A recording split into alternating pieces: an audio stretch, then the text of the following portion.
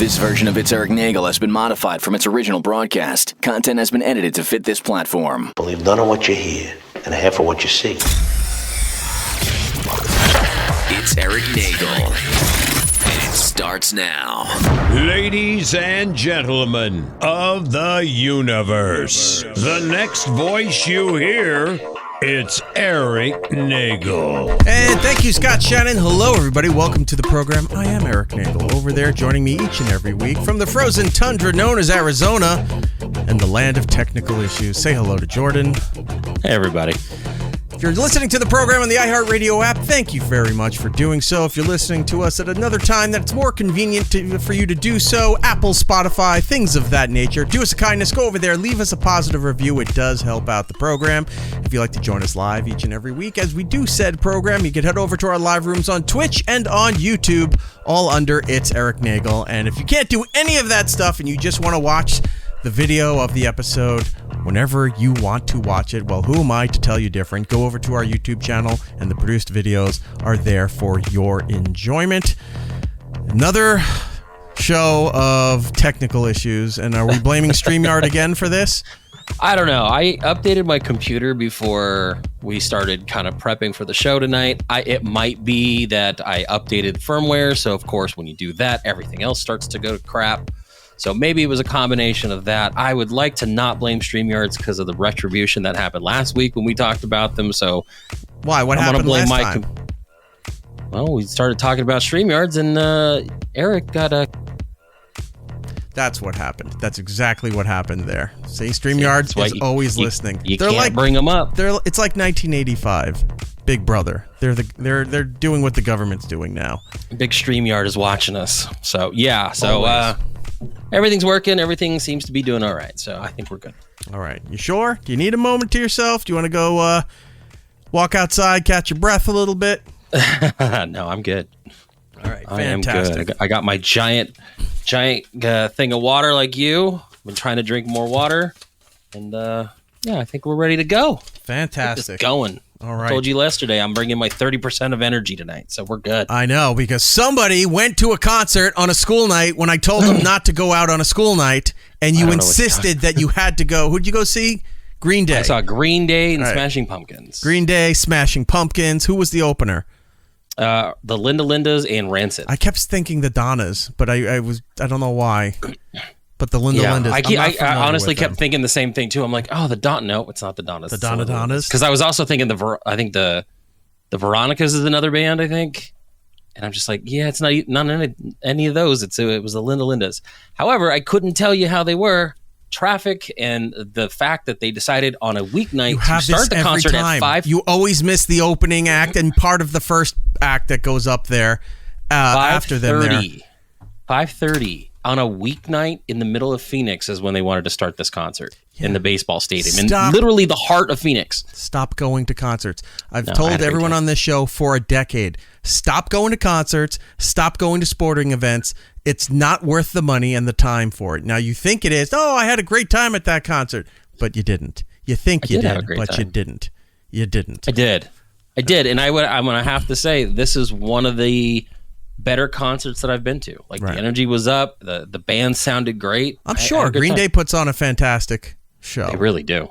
38 songs. No matter how big or small the venue, Green Day does deliver on what they're doing. This was at the baseball stadium, and they filled it. Of course, like they obviously, there's some of the seating behind where you can't do anything, but behind them is no seating anyway because of how the baseball stadium is set up. But they still had some sections gone, but everything else, top to bottom, floor, everything full of people. It's the 30th anniversary of Dookie. Yes. And the 20th anniversary of American Idiot. Correct. So they did them in order.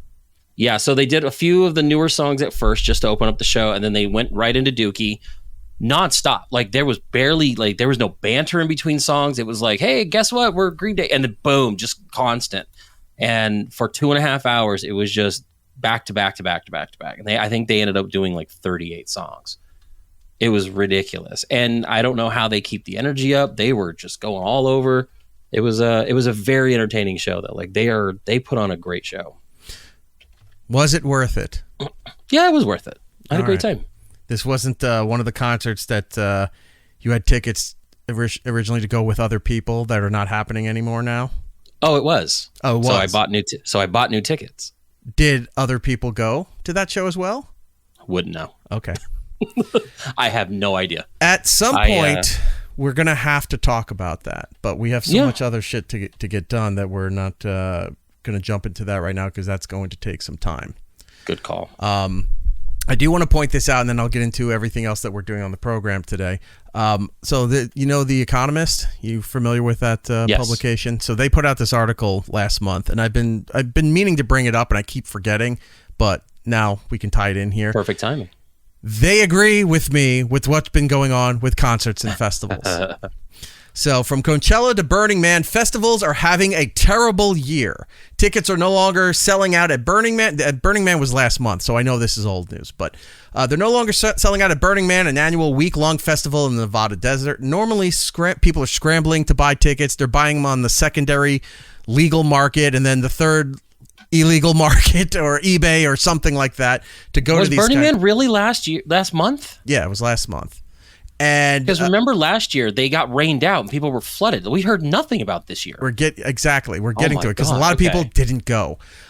This year they were scrambling to sell all of these extra tickets. The gathering of hippies and billionaires. It started August 25th, so almost a month ago. Had failed to sell out for the first time since 2010. Tickets with a face value of $575 were being flogged not only on the secondary markets at less than half price, but also the scalper sites and what have you, the ones that they're not authorized to sell that stuff from. Wild weather might be putting off some people. In recent years, we've seen both record-breaking heat and torrential rain, leaving the festival goers scorched and stranded in mud, which was last year. We had a fantastic time laughing at everybody. It looked almost like Pompeii, like that the volcano went off, and that's how they were frozen in time for everyone to remember them at Burning Man 2023. They were all stranded for hours and hours. Almost people a day. Were stuck. No one they had food. to pull people out with ropes, RVs, vehicles. There was no way to get emergency assistance, medical assistance, everything in there. It was a terrible time to be alive and go to Burning Man. Us. But Burning Man is not the only event that was having a tough year. In April, Coachella, America's biggest music and arts festival, also failed to sell out. So did the, is it Reading or the Reading? It's Reading and Leeds, right? Reading and Leeds festivals, which began in Britain back on August 21st. More than 50 British festivals have been canceled so far this summer. Mm-hmm. Higher costs are partly to blame. The lockdowns from 2021 put many live event companies out of business, reducing the supply of everything from lighting to technicians to portable toilets. When pent-up demand was later unleashed, the results were soaring prices. Costs are the main reason cited by everybody for cancellations this year in the United States and in Britain, according to a tally of the Association of Independent Festivals. The hottest events can pass these costs on to the consumers. This year's Glastonbury? Glastonbury. Yeah. Is that the one that's the combination of music and comedy? Scotland, I think so. Right? Yeah, that's the one in Scotland. Okay. Festival, it quickly sold out despite tickets costing 43% more than in 2029. But those outside the A-list festivals are struggling to persuade fans to cough up the money and even return. In blah, blah, blah, blah, blah. All right. So the rest of this stuff here is just breaking down other stuff here. Also, people are divided about the music choices because people are not really into a lot of the new stuff that's coming out now. They're going to shows that are older bands doing their hits, doing like what Green Day's doing, celebrating classic albums by playing the entire album for the 30th anniversary, by playing this album entirely for its 20th anniversary. Those are the concerts people are going to. More familiar, more nostalgic, more retro, however you want to label it.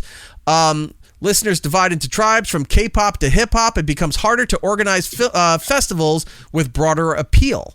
So if you're only into these little, I don't want to say they're niche genres because K-pop and hip-hop are not niche genres, but if you're only into certain genres of music, the days of, Lollapalooza is long gone, but it's still here.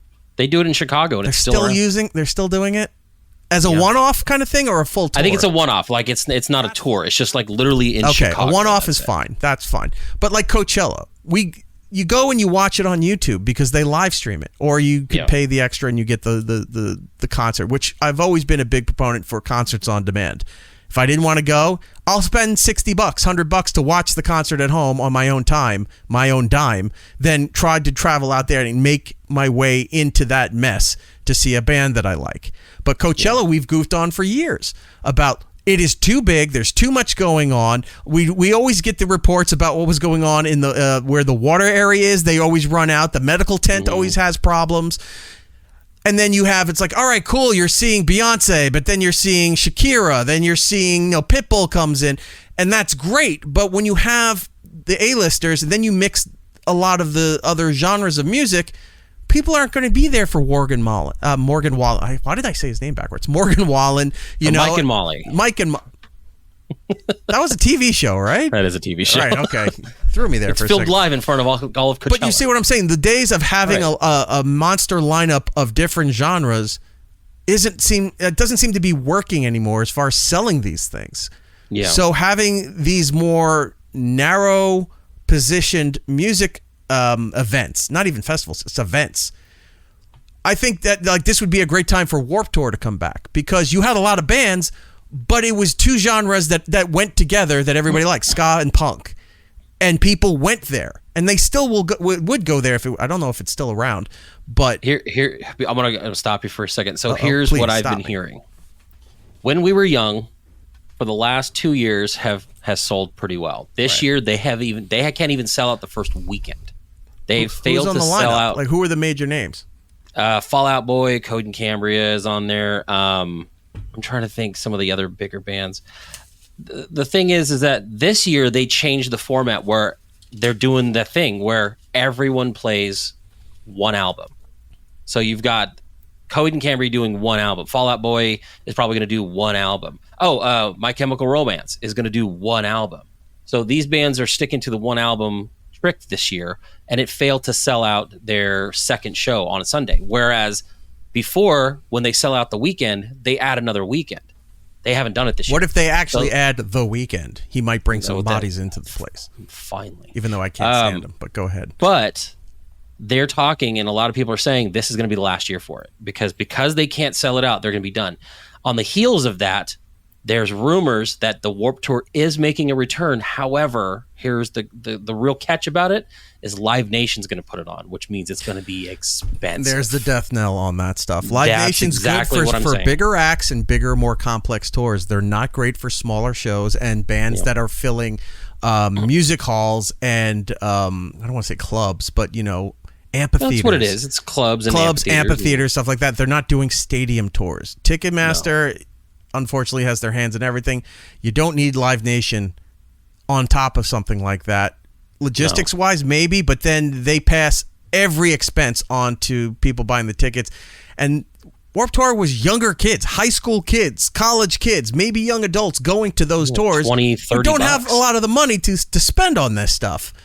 And alas, they're going to ruin that too. And they'll be going, I don't know what happened. Why didn't people want to go? It's Warped Tour. Yeah. Everyone loved Warped Tour. Yeah. Well, so it's in the early rumor stage. No one knows if it's going to be an actual tour like it used to be where it goes city to city, or if they're going to focus kind of like a When We Were Young, or even now a Lollapalooza, where they pick a city, make it the central location, and be done with it. So I don't know. I'm having fun at these I would say smaller. I mean, Green Day was massively huge, but like I don't know if I want to go do the festival stuff. I was watching. You're right. It is just ridiculous where I'm spending half the time ignoring all the bands that they stick at the beginning of the day just to wait around to watch the end band, and I can do that. I was watching a news piece online, and they were documenting people attending the political rallies, going to like a Trump rally or to a Harris rally, and what it actually takes for these people to go to the rally. And it's insane that some of these, like now because security's so tight now because of the Trump stuff and what have you, there's people like if he's not speaking till like 7:00 at night, people have to get there and line up like at 11 in the morning. Depending where it is, they stand on line, they go through the checkpoints to get in because now they're all indoor. There's no outdoor stuff anymore. So like he just did. Where was he the other day? He was here in town. He was at the Nassau Coliseum on Long Island. So there was, from what the news was saying, there was about 30,000 people waiting online. The place only holds 16,000, and they had 60,000 ticket requests to see his speaking engagement, whatever, the rally. Right. So only 16,000 got tickets to go in. Other people, they set up giant screens like it was a football tailgate out there, so they could watch it. A lot of them just hang out outside. Yeah, so to watch it there. Same thing with the Harris rallies and stuff to get into certain places. They were showing that you can't have your bags like this, you can't carry this stuff here. So people are bringing like collapsible coolers and chairs just to leave there and have them be thrown out because they got to sit there for 7 hours before they're allowed in to go and watch. And it's not like you're going in, you get set up, and then, Kamala Harris and them come out. You've got a whole bunch of speakers they're padding the bill with. So you've got the opener, you've got the middle act, you got all this stuff that no one gives a shit about and waiting for, the headliners to come out. And that's just going to a political rally. Well, and then even then, parking is not on site. So a lot of the times they're busing them in, they're taking, giant shuttles and stuff like that, and there's been cases where people have been stranded because the logistics are a nightmare for this. It's ridiculous. But we've seen stories about that too, like at the Meadowlands in Secaucus for concerts that go past 11 o'clock or midnight, which are union laws. So then MTA and like bus services weren't notified, so they don't have ample vehicles there to bring people to the train station, to Port Authority in the city, whatever. It's a problem, and that's concerts, sporting events, political rallies now on this list here, and you can see why people are starting to wake up and see the light and starting to see my side of this and go, I can already envision the entire day in my head, and I'm already exhausted, and I'm not going to put myself up for that, so I'm not going to these concerts. Well, what's crazy is that these people, especially with political rallies, like they're not actually going to like meet them. So you're not getting a meet and greet with Kamala or anybody. You're just going to watch it, to be part of. Why don't you set it up like an event? So why don't you set it up like you said, and for a donation, I get a streaming site that I can go and just watch it from home. The next thing you know, I turn it off and I'm on my couch. Would do it. I'm telling you, I'd spend a lot of money on concerts if I could. Not even if it's live. Like, if they had it available the next day on demand, where you could purchase the concert or rent the concert. I want to see even concerts around the country. They'd make so much money. Like, who are the really insane fans? So, like, Pearl Jam, Fish, those guys that collect like every single... types, yeah. Yeah, everything that they do, follow them everywhere. If you could spend your hard-earned money to watch Fish perform in their national tour and watch every night that they're doing... There are people out there that would spend that money. Yeah. And it's not that big of an expense in the long run if you're just shooting it and put it up online for them to purchase, to rent, to whatever you want to do with it.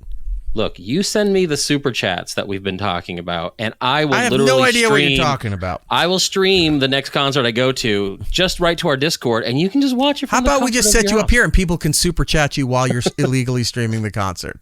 That would be hilarious. All right. All right, so we got to move on. Our guest is here, so we got to bring her on in just a second. Letting you know what else is coming up on the show today.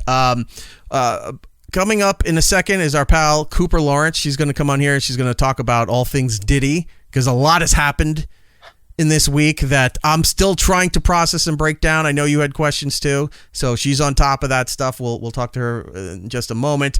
I have a lot of issues this week, and it's not me having issues. It's people now having issues with me.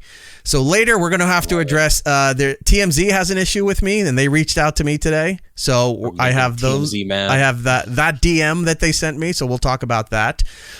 TikTok had a problem with me and flagged a comment of mine, and I had to go through a whole appeal thing, and I have the results of what that was and for why. You'll be astonished. SiriusXM today took issue with a comment that I made, and they didn't understand what the comment was that I was making. So I have all that documented as well. And then I got a handful of videos to lighten the mood to make everybody happy before we go into segment 2 and do television, movie, and streaming updates for all of that stuff. So that being said, let's bring on our pal Cooper Lawrence, world-renowned news entertainment reporter, radio host. She does a lot of everything. Can we use the doctor in front of you, or are you not using that? Is my mom here? Because if she's here, then you should definitely say doctor. Dr. Cooper Lawrence is here with us. I have a PhD, but my friends who know me, they call it a PhD. So, yeah. Okay. That's how that goes. All right. Cooper's been everywhere. Let me throw up her gang signs here. If you want to give her a follow on the Twitter, I'm not calling it X. I know people are just using the symbol, but on Twitter and Instagram, you can give her a follow there. Are you still doing the radio show? Which one? There you go. That probably answers that question. The Cooper and Anthony show. I'll just say yes. No, because I'm working for CBS Radio now, and they kind of have a we own you sort of situation. So I had to make a choice. So all right, so I made the choice with the bigger daddy. So you ditched the syndicated show, and now you're with CBS Radio. That's right. Fantastic. All right. We'll get into all of that a little bit later here. Cooper, I've known forever. If you're in the New York listening audience for radio, you've known her forever too. She's been part of Scott and Todd. She's been part of Elvis Duran. She had a morning show for years out on Long Island on WBLI. She had stuff here in New York City. She's everywhere. You can't get rid of her. You can try to fire her. You can try to pass her on to other shows. She just doesn't go away. She's everywhere. Like lice. Yes, she is. But I mean that in a good way.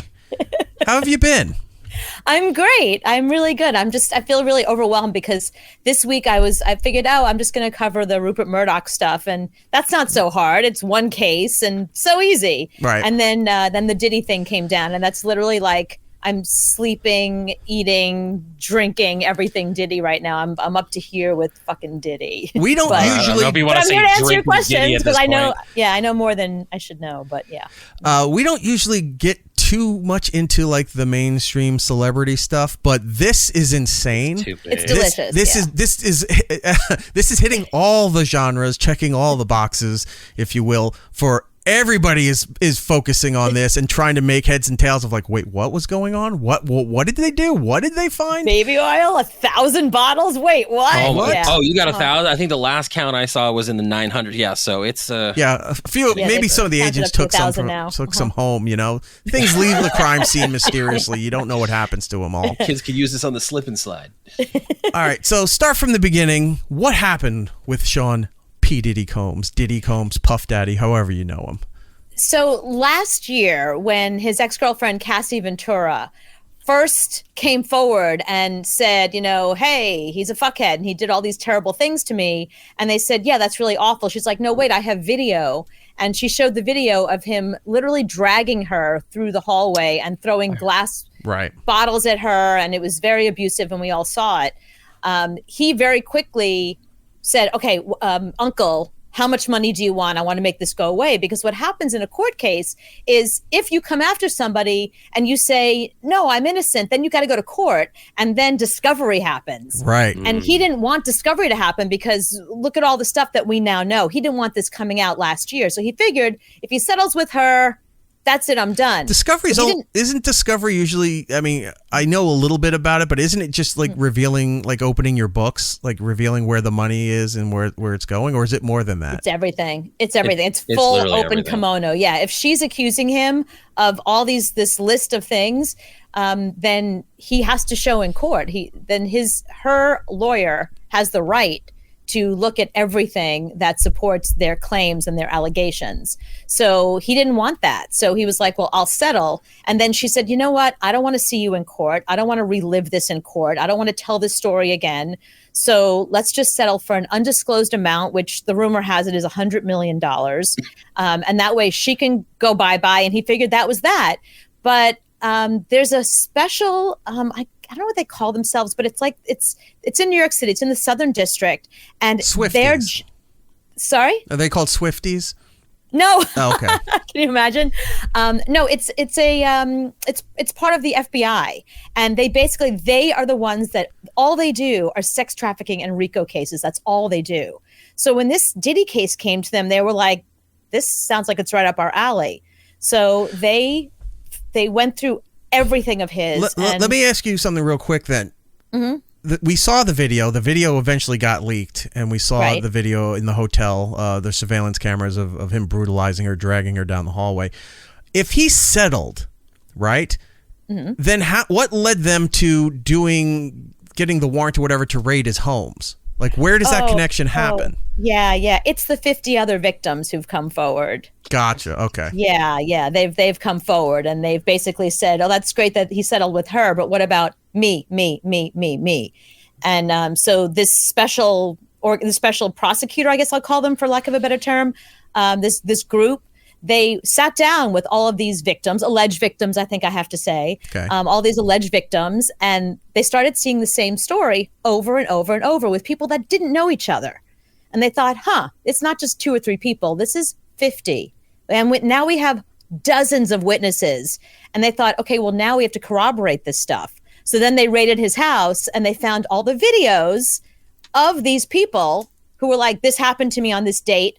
There's the video and there's that person and this is that happening to them. Not defending the guy, but like he would have avoided a lot of this had he not kept any kind of record with all of this stuff, right? Well, here's the thing though. He apparently, from what was out there, is that he had cameras in every room of the house and he was using it as way of blackmailing other artists, other people. That's right. And stuff like that to, basically have that hold on them. Right. So why wouldn't you keep that? If that was his MO, then he had a lot. Yeah, the videos weren't just for jerking off. They were literally for blackmail because he had all these people that he said, I will release these videos if you tell that we did any of this. And then there's some women that he said, you have to do these things. Otherwise, I will release these videos. So he used that as a method of control. And there were hundreds of videos. And apparently it wasn't always just women. That's right. I don't know how, like I'm trying to process this in my head because I can see that's allegedly what he's intending. He was using it for blackmail stuff. Mm-hmm. But that backfires too, because if you put that video out, if someone doesn't do what you want them to do and you put that video out, people can go, is that Diddy's house? It's like, isn't that one of Diddy's bodyguards in the back there? Like something resonates with somebody and they recognize something in the video. So you put that out there as a punishment to that person, but you're still fucking yourself over.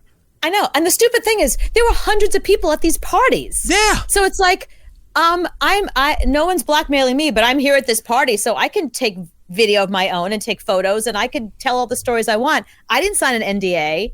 Not me, but another person who's not famous coming in there. So yeah, it was just, but that's what arrogance does. When you get to the point of like Diddy level, it's funny because the FBI, when they interviewed them, they were like, this is worse than Jeffrey Epstein. The fact that they saw it in the same light is amazing. It just shows how much damning evidence that they found.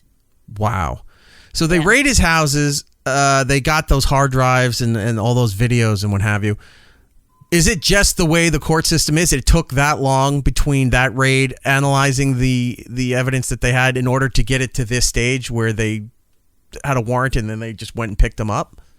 So they know this guy's a flight risk. He already, when they first raided his house, what did he do? He got on a plane. He flew out of Miami. So he was down in the Caribbean, right? Yeah, exactly. So they knew this guy was already a flight risk, and they thought we better make sure we have solid, irrefutable evidence that we have him dead to rights, that there's no way he can wiggle out of this just going, I didn't do it. It was consensual. They need a way to prove everything they're saying. So they needed the time. Think about it, 50 victims and dozens of witnesses. It takes a long time to interview these people and corroborate all these stories and get their own videos. And meanwhile, we're just scratching the surface here. I mean, now we're hearing that the people that are closest to him, like Jay-Z, for example, or Lil' Kim, who was part of this group back in the day, are they going to come forward? Well, they're probably going to take the fifth. I doubt they're going to testify, but they are going to ask people like that. They're trying to figure out who was there when, and when we actually go to court, which witnesses are we going to use that are the most credible?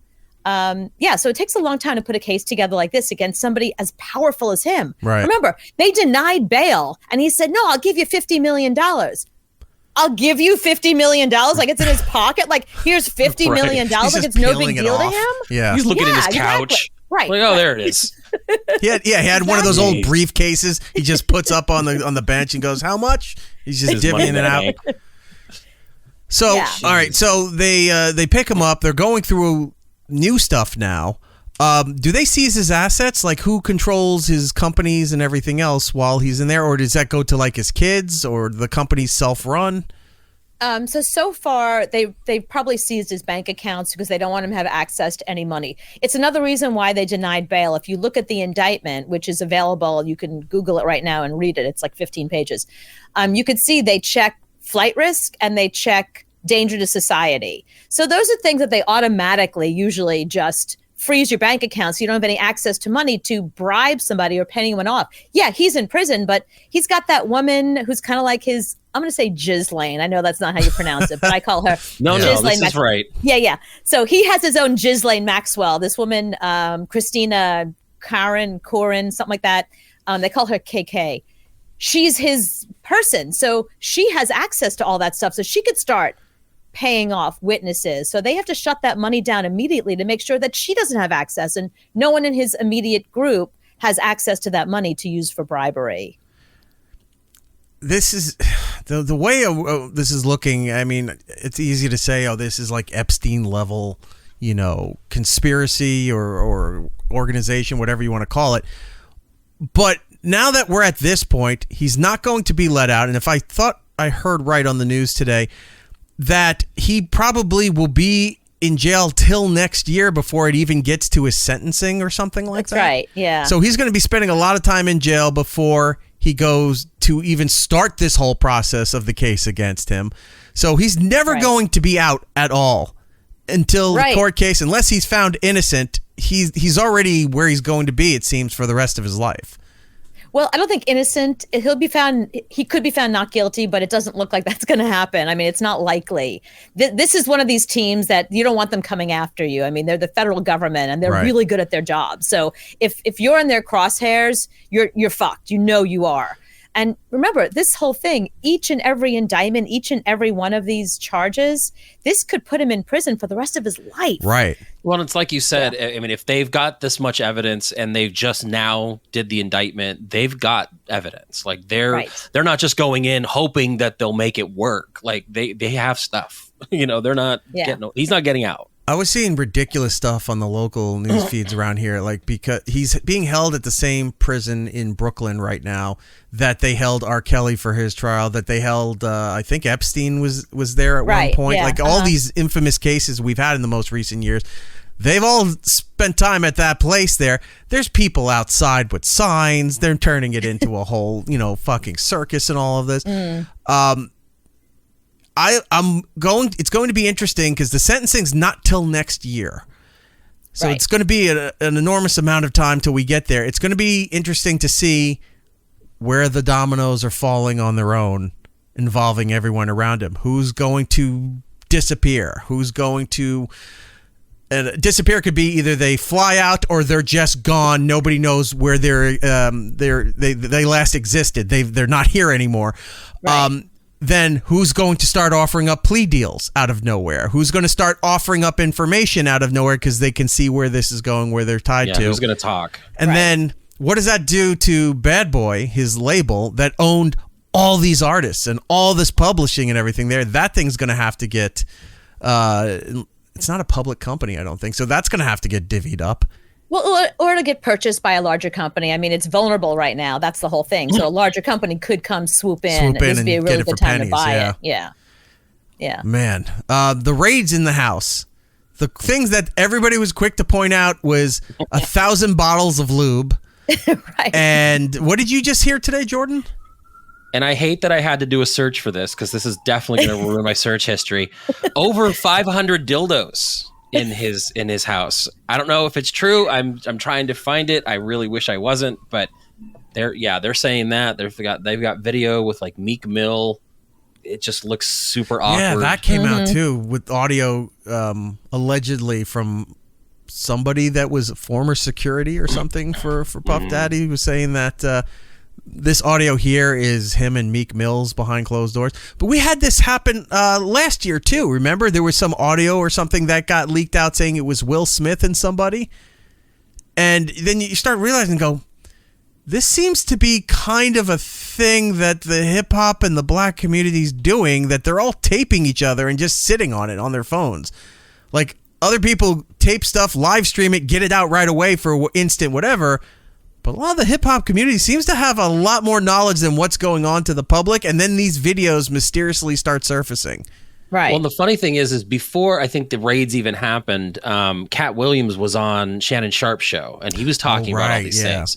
And he was talking like, I gave up $10 million deals. I gave up all these things, and then he's literally named Diddy as like someone he stayed away from because he was protecting his, what he called untouchable holes.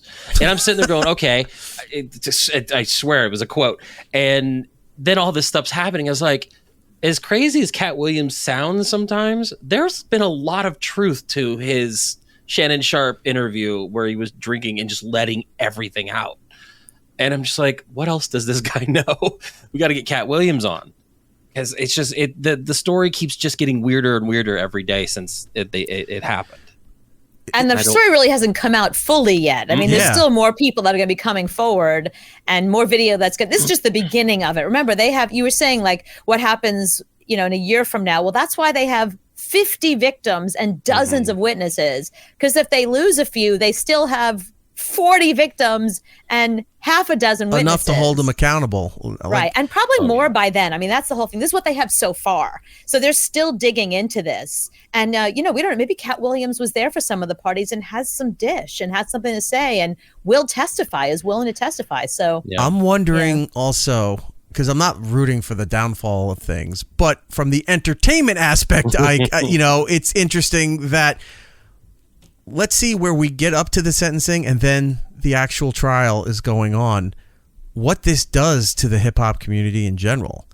And that's what I'm saying. And also like the entertainment industry, because, Diddy was involved in films and television and a lot of stuff. He had reality shows. He had his hands in a lot of different things. How far does this go? And what does this do? Like, does shit start to collapse because they're all tied into a lot of this whole web he was weaving with all this nonsense? Yeah, Charlemagne the God was talking about this, and I thought it was interesting because he was basically saying that here's yet another icon that most people that liked hip hop music back in the day grew up listening to, grew up looking up to, and thinking, wow, this guy's really a mentor. He was a mentor for Usher. Usher was living in Diddy's house when he was 13. He was at I forget what he called it, Camp Diddy or something stupid like that. But Usher lived with him and experienced all this firsthand for years. So, because people looked up to Diddy and he was an icon and he was a mentor. But I would think he would be like the definition of a mogul at this point. Probably absolutely. One of the first and biggest that's been out there. Right. So inspiring. Wait a minute. And yet another one who fucked things up for himself. So Usher was staying at Diddy's house when he was 13. That's right. Yeah. Wasn't Usher kind of sort of lightly accused of this stuff? Because didn't he discover Bieber, and wasn't there stuff that they thought he was doing with Bieber? So Bieber spent 48 hours. He was only at Diddy's house for 2 days, and he was 15 at the time. So I hope he had somebody with him other than Usher. Right. But Usher started with Diddy when he was 13 years old, but he lived there for years. So we don't know exactly. There's a new book that came out just today. His ex, Kim Porter, who died in 2018 of pneumonia, she was with Diddy for years.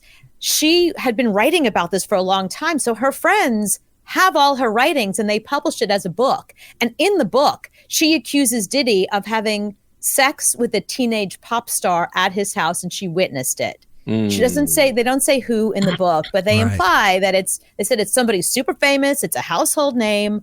I don't think it's Bieber. He was there for 48 hours. I don't think that happened to him when he was 15. But the implication is that there are other people that Diddy mentored that possibly he could have sexually assaulted, allegedly. Wow. Yeah. Yeah, that book's called Kim's Lost Words, and I think it's that's right. It's out now. Yeah. Short book, 60 pages, but I'm sure it's got a lot of good stuff in it. Very dishy. Yeah. Can we go through a period of time where there's not a massive story like this just hovering over everything? Like, there's never a downtime where people are like, you know what? Life's going pretty good right now. There's not much happening. Right. We've had all the political stuff this year and part of last year. Before that was the Epstein stuff, and Cosby was another big story that, finding all that atrocity that was coming out. And now we're going into the Diddy era for this year. Next year will be even more so when the sentencing and the trial actually starts happening, it's just like, who's left out there now that doesn't have some kind of, tarnish to their record? Something behind them is like, nobody's a decent person anymore. Dolly Parton? No, she kills cats. It just hasn't come out yet. Oh, okay. My you bad. think she got all the wig hair? Imagine it's just for like neglect of Dollywood. Like people are just getting injuries on the wooden roller coasters, and that's like the worst they can pin to her. Is like, you're taking her down. Are you really taking Dolly down? Really? That's where you're going with this? Yeah. Yeah. She's untouchable. Leave her alone. Yeah, she's beloved. Well, we're only at we're not just at the tip. We're maybe where the iceberg is meeting the ocean, and we're about to put our heads into the ocean to see everything else below with the Diddy stuff here. If more insane details come up, Cooper, I would love to have you come back on and break this down for us, because it's what you do. You're good at this stuff.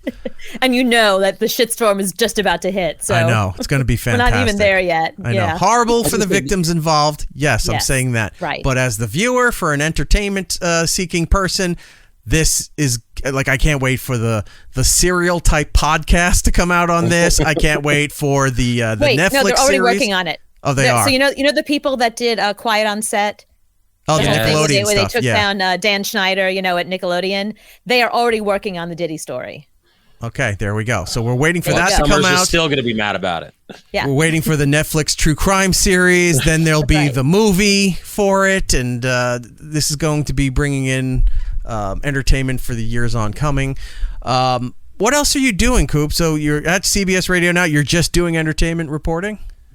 Pretty much, yeah. I'm a reporter, an anchor, and a reporter there.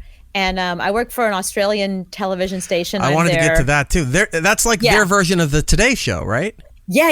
It's kind of cool because when I was at PLJ, I used to take their audio because I love the fact. So they're in Australia. They're the number one show. They're like the Today Show there. There's 7.8 million viewers. And celebrities would show up there and they'd be like, I'm in Australia. Who would know? And they would say the craziest shit. So I use that audio all the time when I was a PLJ as an entertainment reporter. Yeah, because, you're like, who's watching this? Apparently everybody. So I am their U.S. entertainment correspondent. So anything that goes on here in America, I cover for the Australian. I'm very famous in Australia. There is a big radio network down there too. I'm trying to think. I'm trying to remember what it was, but a lot of shit that comes out of that radio network goes all over the place. Like at least their clips online, and you look back and you go, oh, it's always this Australian radio station down there. Yeah, that's right. For what they're doing, they're not trying to seek world popularity. It just happens for them. They do their stuff to entertain themselves and the rest of the world and goes, you see what's going on in Australia? They're nuts. We got to pay attention to this. This is fantastic entertainment. It's so true. Well, you do that. You do all the radio stuff. And we got to do lunch again soon. It's been a while. Absolutely. Yeah. Are you done being about his lunch? Are you done? I gotta feed you. Yes. Are you done? Please don't say that. Are you done being summer vacation, Cooper? Where you were away on a lake, living on a lake for the longest time? Yeah, I was. I was with my parents. It was very exciting. No, my mom. So this is funny. My mom wanted to go on like a family vacation, and when she saw how expensive it is, like to have like a real baller vacation, she was like, "We can rent a house for that." And then she was like, "We're going to rent a house for that." So that's what we did. So because I work from home, it was just easy to just drag all my shit to this lake house. And I looked at a lake, and I did radio and TV from there. It was awesome. May I suggest next time, try a cruise. I think you'd like that. It's only a week. I would not be caught dead on a boat. He keeps pushing cruises on everybody. No, thank you. Please, no. I'm the only one I think I know that loves going on cruises. Everyone else. What do you love about it? It's fun. What part of it is fun? All of it's fun. He loves all the drunken families in the kiddie pool yelling at him and his children. Yeah. I see. Okay. Yeah, I have a great time. A lot of it is I like to sit and just stare out at the ocean and not see a thing. And I just veg out for the week and I go, this is great. I don't need to see anybody. I don't have to talk to anybody. And you just look out at a big, vast void of nothing. And aren't there thousands of people on the boat with you? What do you mean not see anybody? There's literally thousands of people around you. I'm not sharing my experiences with the common folk. I have a balcony. The great unwashed. I have a nice suite. I can do what I want, or I can go to the parts of the ship that everybody else doesn't go to because they got families. and you go to the more exquisite spots on the boat, and then you're going around the Caribbean and South America. It's a lot of fun. Here's how much I hate boats. Okay. My mother won. She won a cruise that left from Paris. They flew her to Paris. That sounds great. Stuck her on a boat, and then they take you up and down, like wherever. I think she ended up in like Germany or something. And she was like, "It's free. Do you want to come?" No. I made her take a friend of hers. I was like, not even for free. Am I going to sit on a boat from Paris to wherever the hell you're going? No. I'm just going to sit on my couch and watch What We Do in the Shadows. Thank you. Yeah. All right. I haven't done a cruise. I've told... Me too. I told Eric, look, I'll try a cruise at some point, but I guarantee you, once I do it, that's never going to happen again. It's just a floating shopping mall with a buffet, and I can do that anywhere. Yeah, exactly. I Jordan, feel like it's very germy. I don't like what you're saying. You need to shut your mouth. But it's accurate. Yes, we're not doing that at all. No, cruises are fun. I don't bother people with that. I always say like, would you go on a cruise? And almost everybody says no. And I go, okay, fair enough. More for me then. Nobody wants to go. I've offered to pay for people to come and they don't want to, so it's fine. It's fine. I know cruise people. They love it. And they talk about it like, how do you not love cruises? Like you're the one who's insane. But, well, I'm not going and trying to. It's not like Scientology. I'm not trying to convert everybody to go with us. It is like a cult. Come on, admit it. It's I've very seen much people like that. They are. I agree with you. They are like a cult. Especially the Disney cruise that I went on in the beginning of the summer. Oh, yeah. Those people are a special group because they're decorating their doors. They've got mailboxes. They're leaving prizes all over the ship. They're doing their own activities. It's nonsense. But that aside, going on a cruise, I get it. You have to have a certain mindset for it. You'd have to want to do it. I'd never try to push it on anybody. If it comes up in conversation, I was like, hey, would you want it? Nope. Fair enough. I won't bring it up. It's like, I'll take the pamphlet back and I'll try the next customer that's around. The pamphlet. Yeah, here you go. Have you considered... His little name tag says Brother Nagel. He's just trying to get people to go on cruises. Got the Mickey ears on and everything. Right. Yeah. Have you heard the cruise? Cooper, thank you so much for coming on. I do appreciate it. Let's give out the plugs and stuff here for Cooper. You can follow her on X, Twitter, whatever you call it, at Cooper Lawrence, and of course on Instagram, the Cooper Lawrence. Yes. Who took Cooper Lawrence on there that you couldn't get it from?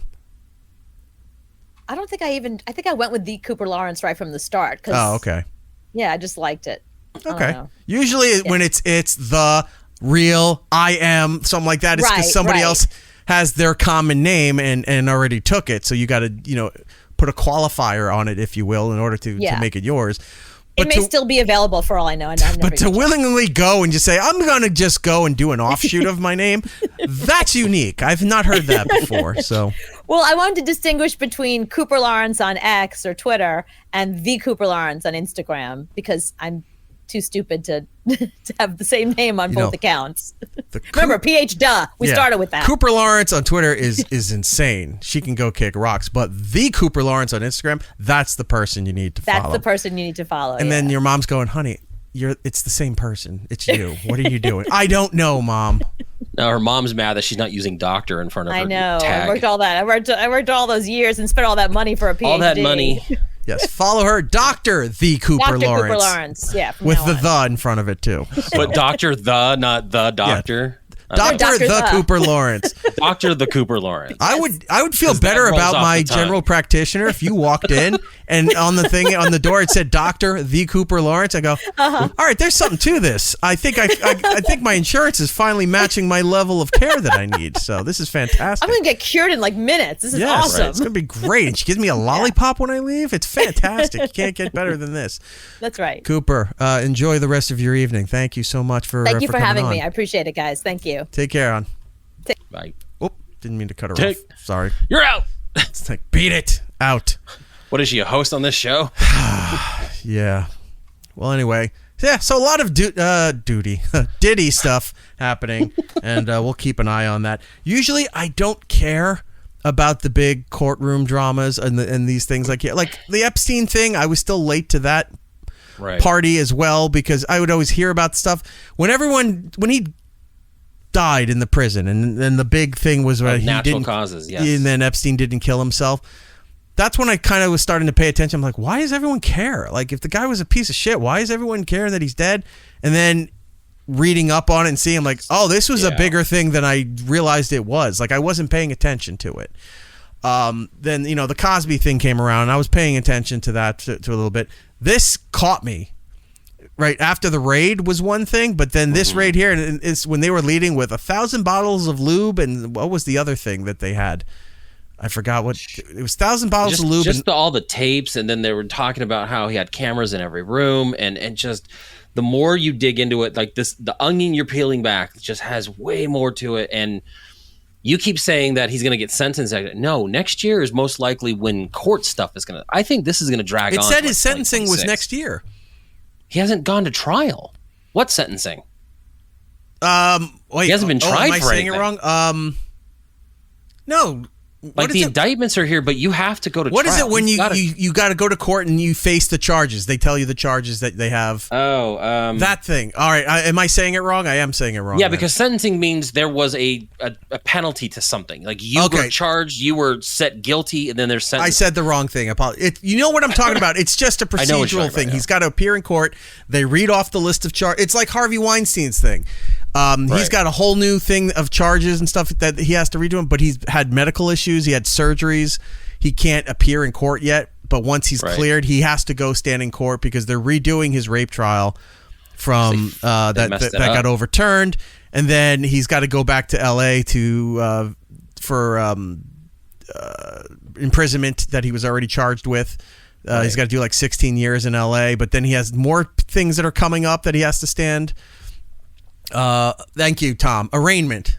That's that's what I meant. I kept saying sentencing. I meant his arraignment is next year. So because this is the amount of stuff that they're grabbing and that's been leaking out. It is going to drag well into probably 2026. Here's another thing I'm thinking of, because you know how when an artist dies, their music goes through the charts on streaming services. Because like when Michael Jackson, not that he never had #1 hits, but when he died, a lot of his stuff went to the top of the streaming charts. Radio was playing his music in more heavier rotation. Same thing with Prince. You know, those kind of things happen. Diddy's got a lot in the Bad Boy catalog. Does hip hop radio play more of this stuff as it goes on? Or are you going to start hearing songs by him and Mace and Lil' Kim and Biggie and stuff? Not that I think you don't this hear is going to Biggie. have the opposite. I think the stations are going to start pulling it. They're not going to play a lot of Diddy stuff. And I think I don't know, man. Because of the nature of what's happening, like, you know, an artist dying is one thing, but this guy, the more that comes out... Finish your thought. I got to fix my camera here. I'll be right back. Go ahead. I'm just saying, like, the more that comes out about Diddy and the process, I mean, you're talking possibility of sex parties that he was calling freak-offs. You've got possibility of underage artists being involved in this.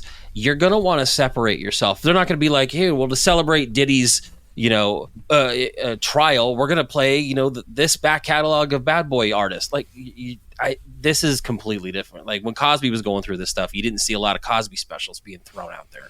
No, you know what I mean? Like, so they're going to distance themselves from that. There's enough new artists and there's enough, Eminem stuff. I mean, look at LL Cool J's new song that we've been obsessing about. Like, they don't have to focus on it. If anything, they are going to separate themselves from it. Well, that was all right. A little bit of a jump ahead for segment 2. What we've been watching, I've been listening to that LL Cool J Eminem song a lot. So good. Murdergram. So much so that I started going down the old YouTube wormhole for reaction videos. You know what I've been doing? I've been humming it, going. I'm like such a catchy little beat, and it's because it sounds like Super Mario Brothers. It sounds like the dungeon levels of or the underground level. Yeah, it's almost just all of it. So yeah, I found some other videos that are fucking fantastic. Now, I will say this: as much of a problem as AI has been towards a lot of things in our life lately. California just passed that bill, which I think is a good thing. That bill with SAG-AFTRA that you can't just use AI to recreate people and their voices and all that stuff in properties without obtaining the rights, proper compensation, royalties, etc. All of that stuff. So you can't just take a dead celebrity, use them, and then say, oh, well, it's footage that we had and we just recreated the voice or whatever. Like, it's one thing when a movie company is taking clips. Remember a while ago, there was a commercial. It was something for cleaning. Like, it was I forget, it was a cleaning product or a broom they were selling or something. And they had Kelly, what's his name? What, Grace? No, not Grace Kelly. Gene Kelly? No. Gene Kelly. Gene Kelly. Yeah, Singing in the Rain. Singing in the Rain, doing that, but he had the broom and everything. It was for a cleaning company or a cleaning product or something like that. And that caused problems because the movie company is just like, well, we own the film. We can do what we want with that, but you can't repurpose it outside of the film to do things like that without, getting the permission of the family, if there's a spouse or children living or something like that. So, yeah, California passed that bill with the AI stuff. But when used correctly, AI can be a good tool to use. ChatGPT, I know people love that. It's garbage. I'm sorry. It's something fun to do at work and make it say dumb, stupid things that you think are interesting, but it really does nothing past that. I'm flooded with ads on all my social media for ads about put in your video clip here and it'll make you 100 viral video clips to use for social media. Yeah. Or stop using this, stop using ChatGPT. Use this app here because it combines AI, data libraries, and all these other things. And the ad looks great. And you go and you look at because whenever an ad looks too good, I'll purposely go to where it goes to, like my case, the Apple phone. So it goes to the iTunes store. And you look at the app and you read all the reviews and everyone's saying this is a piece of shit. It's garbage. It does not deliver anything that it's doing or what is for free. I'm paying the premium version and I'm still getting ads and I still haven't unlocked all the features. All different kinds of complaints. But the key is when you see those ads, you go to read the comments. If it says 36 comments and you click on the thing and says there are no comments, they deleted all the comments because everybody in the comments were shitty about the product. So then you know. Anyway, AI has its use. If done correctly, it's fantastic. These next videos I'm going to show you are what AI should be used for. Now, all this it's not regenerating voices. It's not regenerating other things. It's helping you take things out of one scene and putting them into another. Special ways of editing. And it's fantastic. I like those because I've also seen the ones where they do like the Arnold Schwarzenegger in other properties. Oh, where he's like morph? Mrs. Doubtfire. Yeah, those ones are super fun. That's fine. This is the next level, and I want to show you how great this is. This is the first video that caught my eye, and then I had to go research the guys and find some of their others, and I'll play for you. But this is probably one of my favorite things going today. So what? So what? So let's dance. Man, I got all the flavor bitches say I'm delicious. I'ma have all you motherfuckers laying a ditch. I'ma kill all you rappers, I'ma aim with precision. They was rocking with your till they made a decision. All my friends making mans cause they know I'm my bitch. A lot of entertainers crash out to see the collision. That's it to make the money, I was great at the bitch. Finish take on your food and I'ma eat up the dish. Everything up off the table, I'm starving. Seeing all Steve Harvey. Blowing up the dome, no Sharpie. Working out, looking like a Barbie. Kid, better not play boy like Cardi. Yo, where get smoked by Marley. This ain't no game, no Atari. That's pretty good. Right? They just took all his dance scenes and put them in other famous dance scenes. That's what you should be doing with this technology. That's what AI should be used for. You're right. Okay.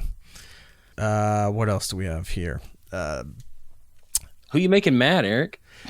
Yeah, so let's start off with TikTok.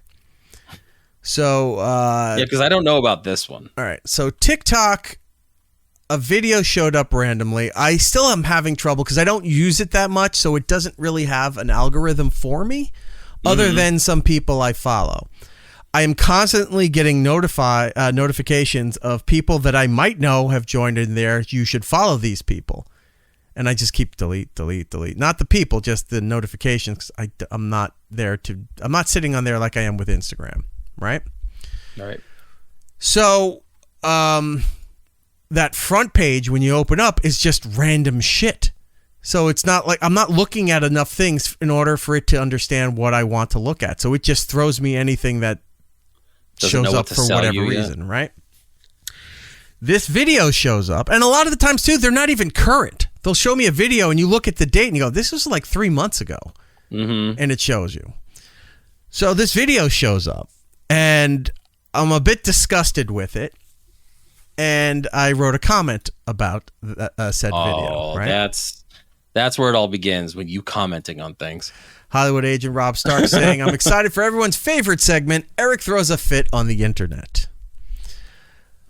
So, all right, let me show you the video first before I show you my response and my interactions with TikTok involving my response. This is the video that showed up on my feed. You ever gone to a salon to dye your armpit and eyebrow hair? Well, if you haven't, now's your chance. This Pride Month, Billy is hosting a complimentary that means free hair affirmation station at Happy Place Studio in New York City, where you can get your body hair styled and dyed. For me, expressing myself through my hair is for the radio people. It's some kind of hair salon where these women are in there and they've got hairy armpits, and they're getting their armpits bleached and then dyed into all different kinds of colors. Or a part of feeling confident in my appearance as a queer person. Not only does dyeing my hair make... And she's got like multiple nose rings and a mustache. You feel empowered. It helps affirm my gender identity too. Dyeing our hair together has always...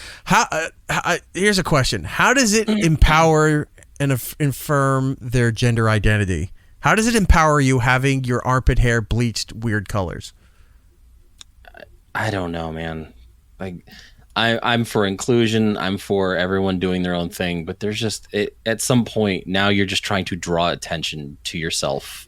Yeah, and they throw these inviting bad things to happen. Exactly, and they throw these terms that are supposed to be meant for actual affirmation, actual support of people's causes and self-identity and all that stuff. And when you're throwing nonsense like this about coming on down and they're going to bleach your armpits for free, you know, to make you feel empowered as a queer person, like, how does that empower you? And that's not even my problem with the video. Like, I just don't understand that. I'm asking that now. I don't understand how this empowers people for their identity. Thing is that I wouldn't want to see bright pink or bright blue armpit hair on a man. I don't need to see it on someone who's trans or, lesbian, queer, or whatever. Like, why are you drawing attention to that? We don't as straight men. Why would you do it as a queer person? I don't get it. It doesn't make sense. Is it their version of peacocking? Stop turning the volume up. Yeah. Like, just Tom from Alberta. Maybe they identify as a Care Bear. No. Well, I'm not going to be Care Bear staring in their direction. Look, if they all wanted to go and get some sort of symbol tattooed on their stomach in a circle and to say this is how we identify, I might be for that. Hell, I might even pay for that if I'm there if I'm getting my hair cut and somebody comes in looking for that. I might pay for that.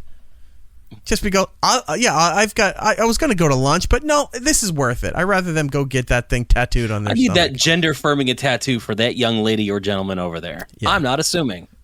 Make me feel empowered. It helps affirm my gender identity too.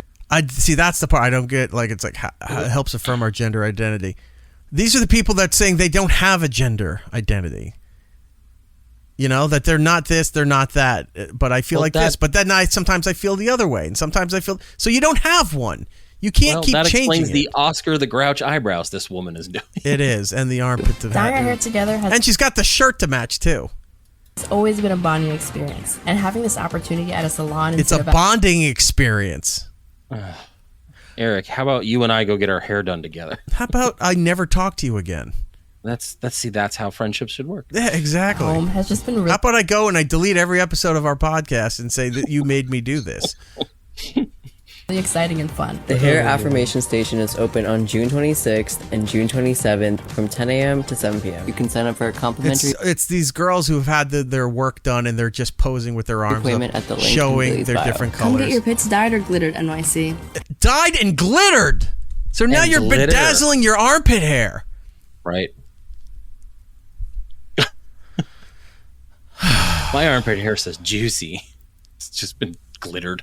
It spells Riz. Gross. So anyway, I hate all. So people. I see I don't even this. hate them. I just hate all people. So I see this, and I'm sure, like most of you out there, you look at it and you go, "Ew," because it's not about who they're identifying as. Armpit hair is disgusting. Right. It's gross, and you're sitting there putting it like, no, it's empowering. It's not. It's not the flex you think that it is, despite the fact that you insist that it is. It's not. So, of course, now I have to comment, and I wrote, ew. Uh-oh. Oh, no, it's a hate crime. And it got flagged as under community guidelines. It said violation reasons, community guidelines. Your content is against our content guidelines. The guidelines include rules and standards for using. It doesn't tell me why, other than I posted ew, and then they removed it like 2 days later. So I get this notice, and I went, wait, what did I write that got violated? Because I know the rules to it, right? What you can and can't say, and the intention on certain things.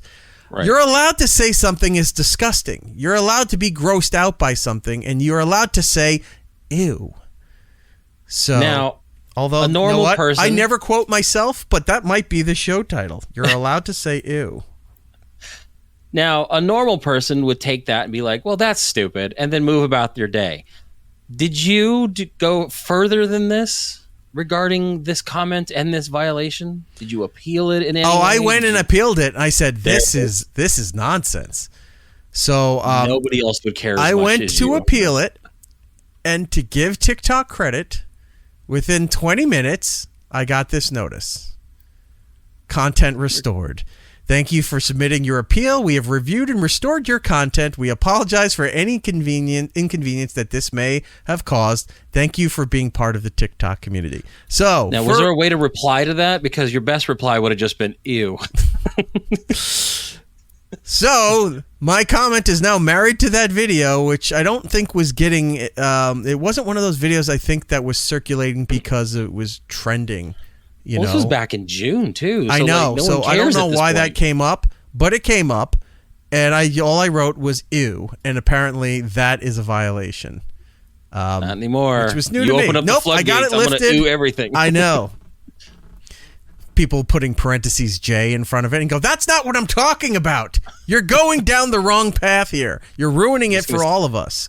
I'm just gonna say ooh on the just random videos of everything, and just see if I can get terms and conditioned like you do. But you see what I do. I know.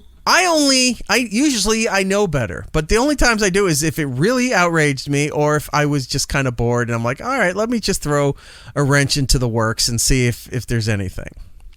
I think this was kind of a middle ground. I don't think you were like outraged. You probably like, ugh, it's gross. No, I wasn't outraged. I wasn't screaming. I'm not like, how dare gay people or whatever they identify. That's what I'm saying. Like, had nothing you were kind to of in do the middle with some of the other comments that were in there. Homophobia, transphobia, all that stuff. That's not what I was going after him for. That video was effing disgusting, and I just went ew because it deserved an ew. It was gross. Now, second video. Our old company, busy week for you. SiriusXM has this video where they have Katy Perry on one of the music shows, and they're talking about this song "Hot to Go," which is pretty big right now. It's trending and what have you. Apparently, there's some sort of dance that goes with it, and all the dance is a ripoff of YMCA. That's all it is. My problem here was one, not had to do with the "Hot to Go." The dance, I was like, so you're just stealing YMCA. That's all it is. But the biggest part was Katy Perry's phoniness in this video is apparent. And it makes her look like, it's like, oh my God, she is not a real person at all. The way she's acting. Making the hard push to be relevant in the music scene again. Her most recent album about a woman's world or whatever it's called did not do well. The single came out, did not do well, even though the video that she said after the fact, was supposed to be satire and tongue-in-cheek about these things. That's not what you were putting it out there. You did that Rosie the Riveter thing trying to be super feminist, and the whole song And here's another ew that will apply to it. Maybe this becomes a segment called ew. Why not? I will just attach little sticky ews onto these things. The chorus to the song goes, "It's a woman's world and you're lucky to be living in it." That is shit that you read in a Hallmark greeting card 30 years ago. That wasn't even funny then or relevant then. You know, and now she's trying to push it as an anthem for female empowerment. She'd have more female empowerment if she went to publicly dye her armpits and TikToked it and what have you. That would have caused a bigger ruckus and more of an impact than everything she's been trying to do with this latest album. And I like Katy Perry. I like a lot of her older stuff. But this was ridiculous. So this video comes around here, and the host is teaching her about the Hot to Go dance. So let's take a look. Know the dance? The HOTTO. I don't know the dance, actually. Should I teach you before you go? Oh my gosh, that would be the best TikTok ever. Okay, first problem with the video. You can see she's playing to the camera. She's looking for wherever the camera is in the room. And then she's doing her reactions to the camera. So she's not being a real person. Well, she knows where she's sitting. Yeah, she knows where what's going to be put on. But it's not like it's not like we're talking here and I'm looking at the camera and you're getting my reaction as we discuss things. It would be like if you're over here and I'm doing this and then I go, well, you know, and then I respond to your statement or whatever by purposely playing into the camera like that. That's exactly what she's doing. But number two, that would be the best TikTok video ever. Really? That would be the best TikTok video ever. Of her learning how to do a stupid dance. Right. This has to end at some point. And I hope it ends tied into all the mental illness that's going on out there where everyone's breaking down and can't handle their lives because they cause it on themselves. When they over-exaggerate everything and they overemphasize things that shouldn't be emphasized. When they live... Sorry, go ahead. I was going to say, it goes to the conversation you, Rob and I were having earlier when he posted the screenshot of a video, but then it was like, reaction videos. And he's like, this is stupid. And I'm like, yeah, well, that's what all these idiots all those reaction focus videos. On. And it's like, and I'm like, why would they all have to sit there and look at the graphic and be like that. And, you know, that's what goes on there. It's like, wow, that guy's his reaction's insane. I need to watch this video now. Apparently it works. What is he reacting to like this? Oh, it says right there, new Eminem video. And he's going like this, pulling his hair out, and he's a bald dude. You know, it doesn't make any sense. Right. But she's like, the best video ever. I'm like, really? That's the best video ever? All right. For you, maybe. Continuing. So simple. It's H. O. Yeah. T. T. What she did was H. The way her hands were up is she was doing Y. She was doing YMCA with all this stuff here. It's not a dance. It's just something dumb a kid made up, and now they're trying to apply it to this song and like, oh, this is the new movement for this song here. O. G. O. Oh my God, G. All right, there. That's number 2. That hurts. That's annoying. Okay, for you on the audio, you're hearing the G. Yeah, that's bad. But it's a cutscene where she turns to look into the camera again, and she is flabbergasted by the fact that the O that you do with your hands, you drop the hand down here a little bit. That's the G now. Genius. That's life-changing. Like, oh my God, really? G. She just learned a life skill right there, buddy. Yeah. Oh. Oh my God, G. Right? Oh, I hate her voice like right? that. So dumb. If they didn't cut it so fast, I would have pulled that as a drop because that would have been great to use. I might still do that if I can find the full interview. Jeez. Yeah. Ugh. I'll look. Somebody I know has, because I refuse to ever pay for a SiriusXM account. Somebody I know has access to it. I'll have them look and see if that video's on there. If they can pull me a copy of it, we'll do it. But anyway, continue. HOTTOGO. Almost. See? Again. Right at the camera. Third time. Doesn't acknowledge the host. Doesn't acknowledge she's talking to another person. She turns away from the host and keeps talking to the camera as if this young lady there, which... You're right, Eric. You know, She could be a great host. I'm not knocking her ability for doing her job for this music show channel on SiriusXM. She seems perfectly fine. She seems knowledgeable. She knows what she's doing. But on the other hand here, she's putting up with Katy Perry's nonsense for the fact that Katy Perry won't look into the camera when she's trying to talk. You know what, Eric? You're completely correct. I know, right? The rest of the show, we're just going to be in different positions. Yeah, exactly. Oh, are we going to do the Brady Bunch, the version of it where we're just like... No, let's not, because this was stupid enough as it is. G-O-G-O. Almost. Yeah, again, looking right into the then camera. the second part. You can take me. That's the Macarena! That's the Macarena. They're putting their arms out, they do the fold thing, and then, what was the last part? It was... This, and then you move your hips or something, right? You put it. Well, no, that's the time warp. I don't know what the power is, but that first part is clapping, pulling your hands into that. That's the Macarena that they're doing in there. So none of this is original. Hot to go. That's so easy. It's so easy. You hear that, home listeners? It's a cutscene, turns right to her face. That's so easy. It's so easy. So much easier than the ones I've created. Oh, she's created them. Yeah, I'm sure she doesn't have world-class choreographers that are scripting out all her concerts and her music videos and all of that stuff. Because here's the thing, like I've never known her to be a choreographer of her dancing and stuff like that. It's never come out. Britney Spears is one thing. Like you would always hear Britney. You can't stop Britney Spears. You ever see in the middle of the night all her stuff? It's one of my favorite things. Because I put the notifications on her account in the middle of the night. You'll just get Britney Spears posted some. I forget. Right, and she's like, she changed her name on it. It's like Rose or something. It'll just see it's like posted a new video, and you go look like what, and then she's just sitting there, and she goes, she's dancing on the tile, and she's got her dark eyes like she's a raccoon. Moving back, and she's just she gets in forward. She loves this move.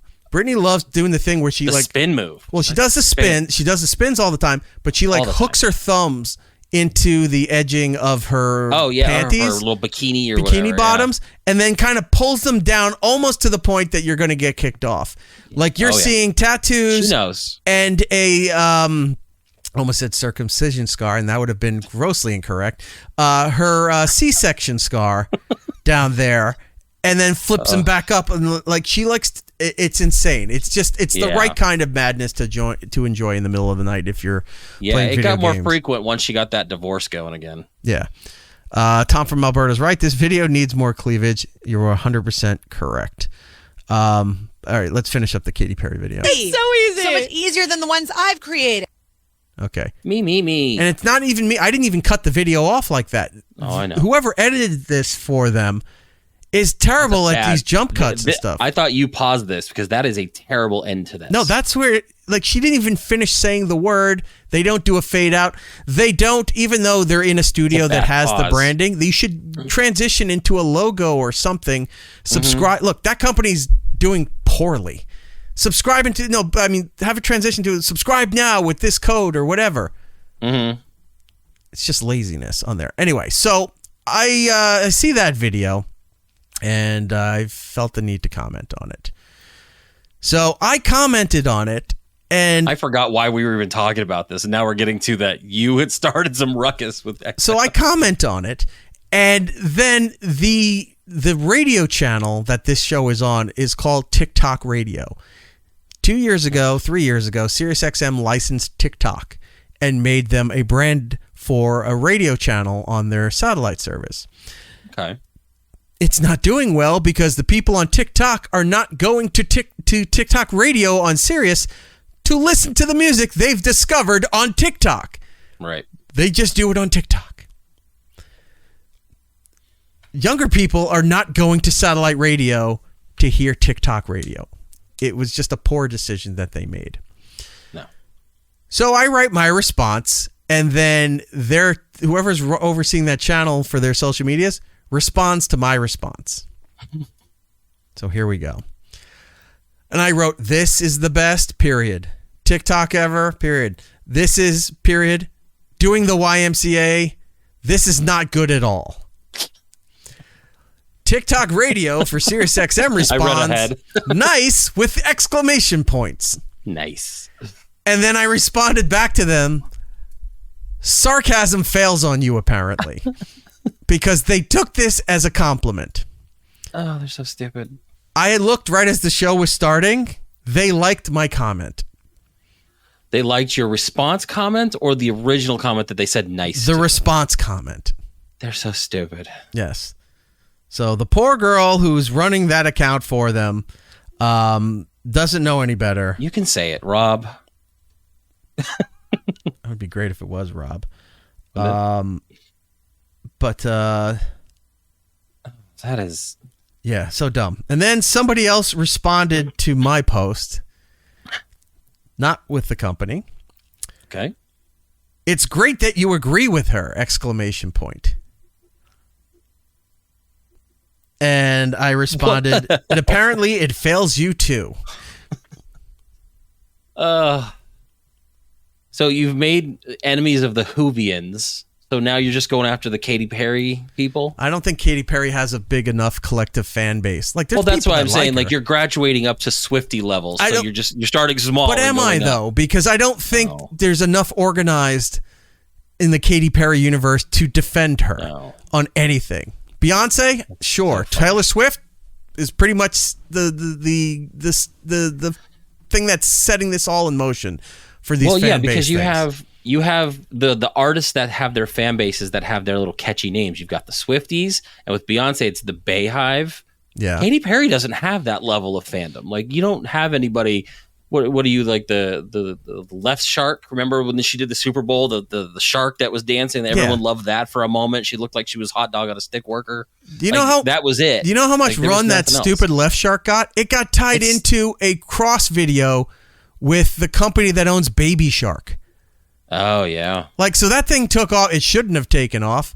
But whoever the guy was dancing as the shark decided to do his own thing and not follow the dumb choreography and became a bit of a sensation for a tiny bit. Mm-hmm. I don't think there's enough of a collective that will gather.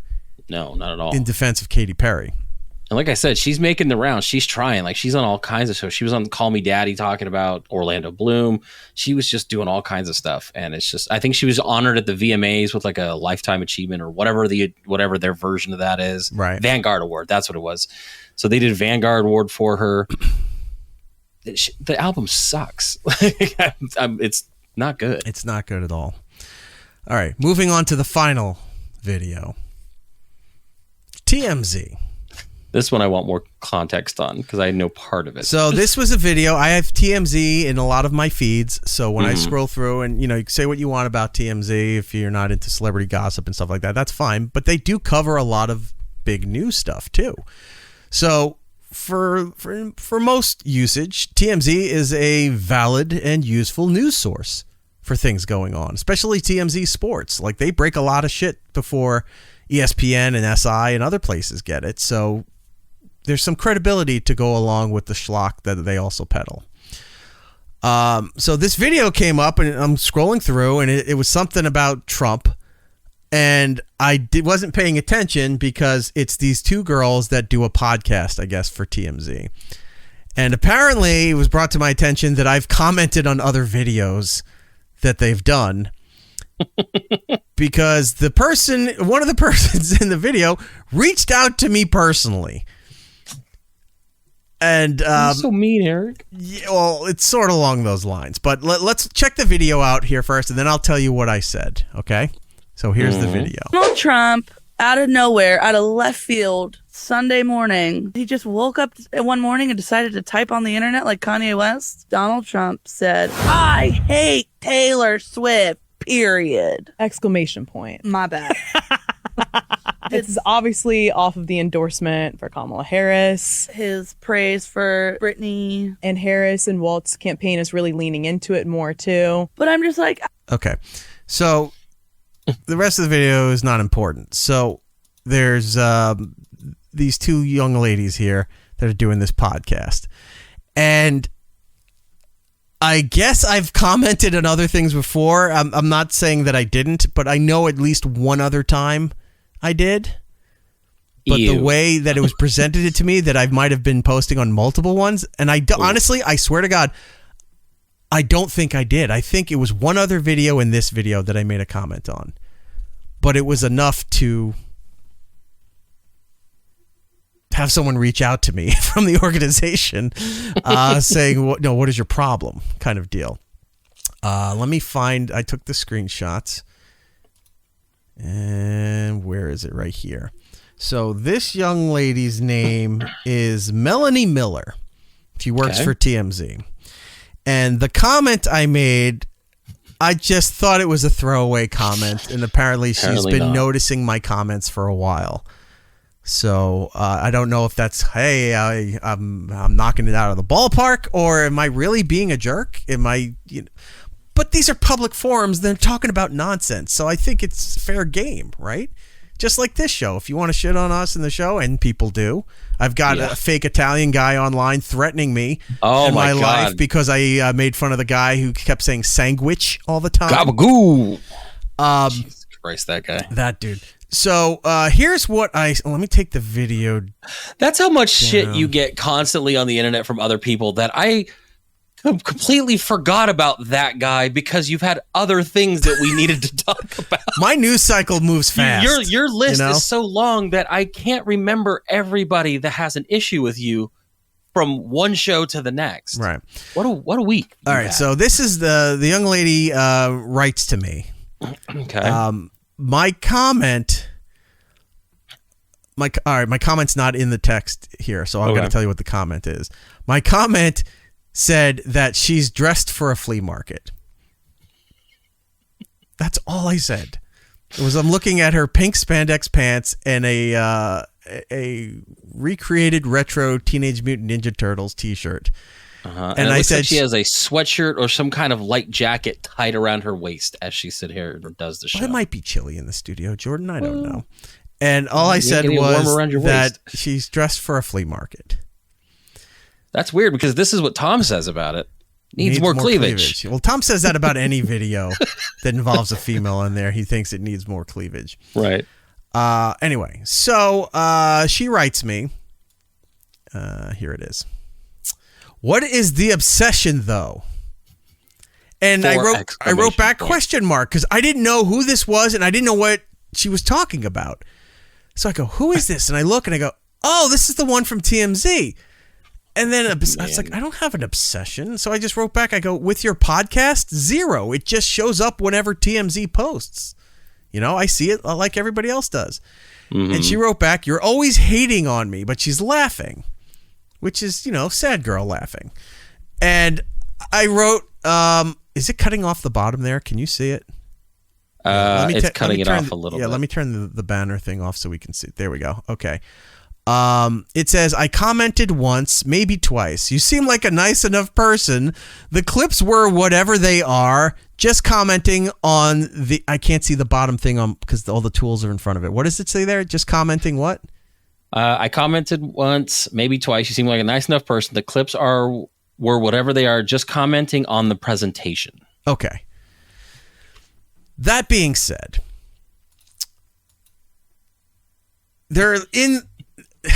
I hate this thing in podcasting, and it's not just them, all these other people. They have 2 chairs, and then they have the microphones, and they're always comfortable chairs, maybe a living room chair or a waiting room chair, but you lean back in it a little bit, and on camera, you're not putting your best foot forward. It's not a great angle for a lot of people.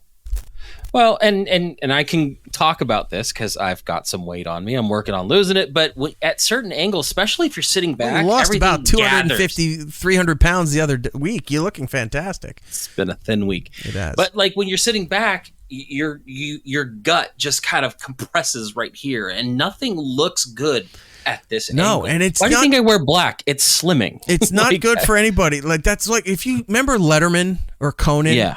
Their chairs were not sit back, relax chairs. They were kind of almost like forced posture. The chairs you would see in the display room of an IKEA or a furniture shop. They're just to show you what it looks like in the room, not to sit in and enjoy.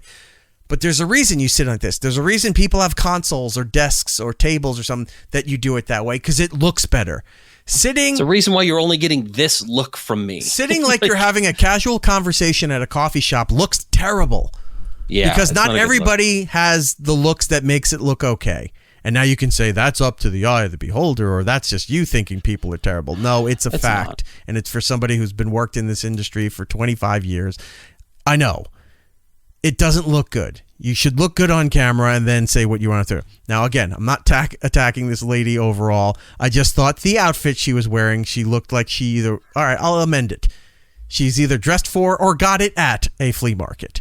Right. And the thing is it looks like she just rolled into the studio and put on whatever. Like, you're not going to don't look schlub. If you know you're going to be on camera, at least put something different on. Correct. I'm fine with the Ninja Turtle shirt. Don't pair it with the fuchsia leggings. Maybe change that look. Maybe do that. There's a number of different things she could have done differently that maybe wouldn't have drawn your ire a little bit. But this is just a bad combo. So, having thought about all of this, I will say that, okay, usually I attack the content and that kind of presentation on this. This was a direct shot at her. So I am willing to retract my statement that she does not look like she's dressed for or got it at a flea market. And I am willing to apologize to, what's her name? I'm sorry. Melanie Miller.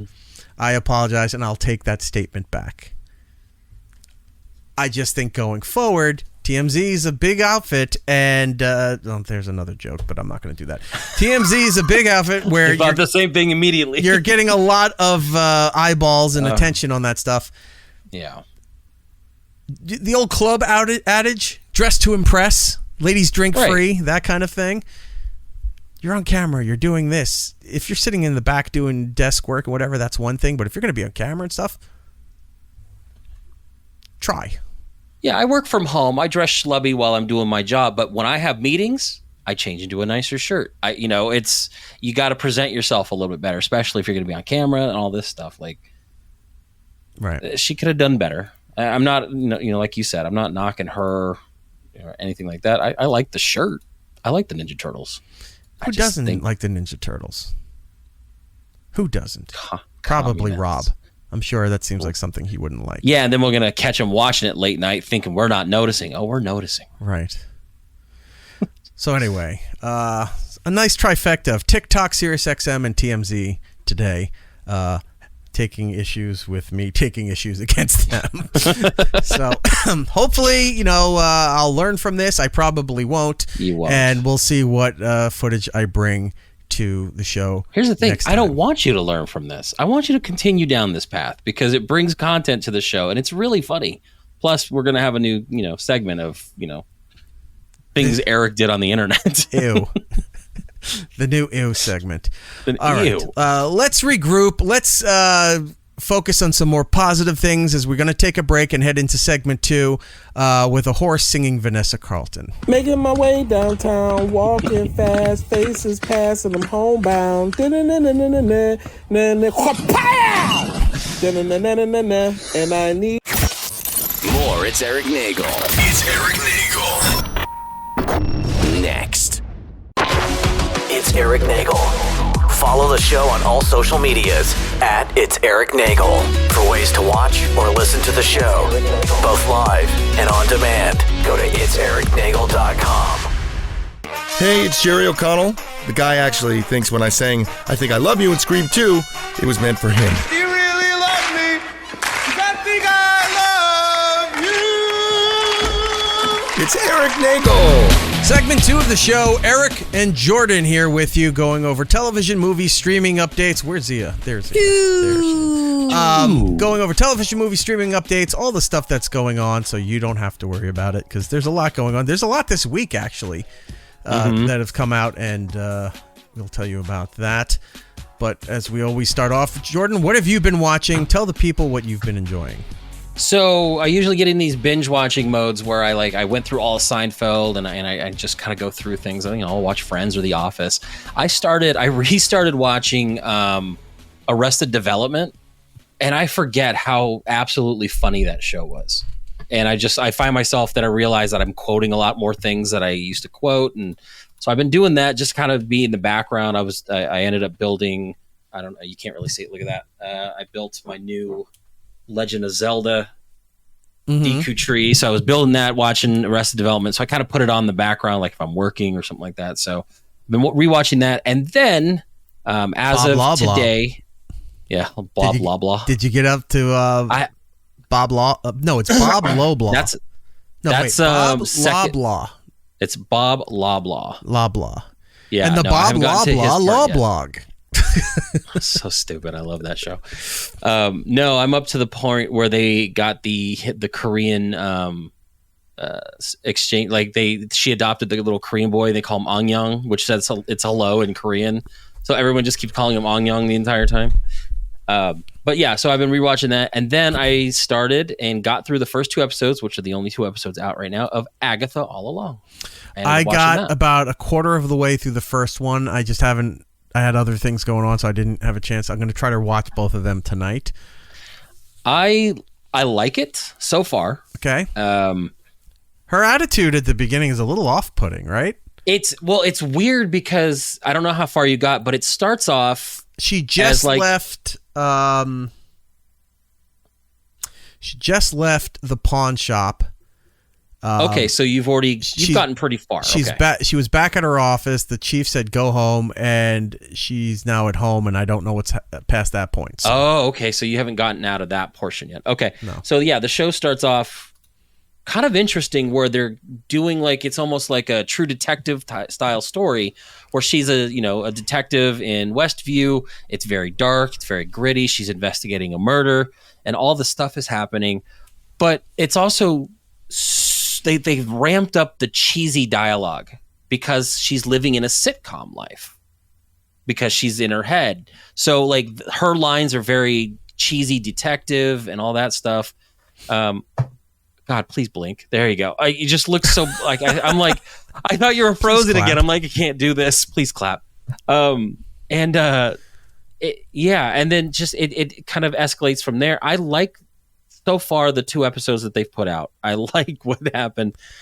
You're gonna, I think, roll your eyes in episode 2 at a point, because, and I'm not saying it's bad like this, but they have a moment. Remember in The Acolyte, the witches singing? Mm-hmm. They have a witches singing in episode 2.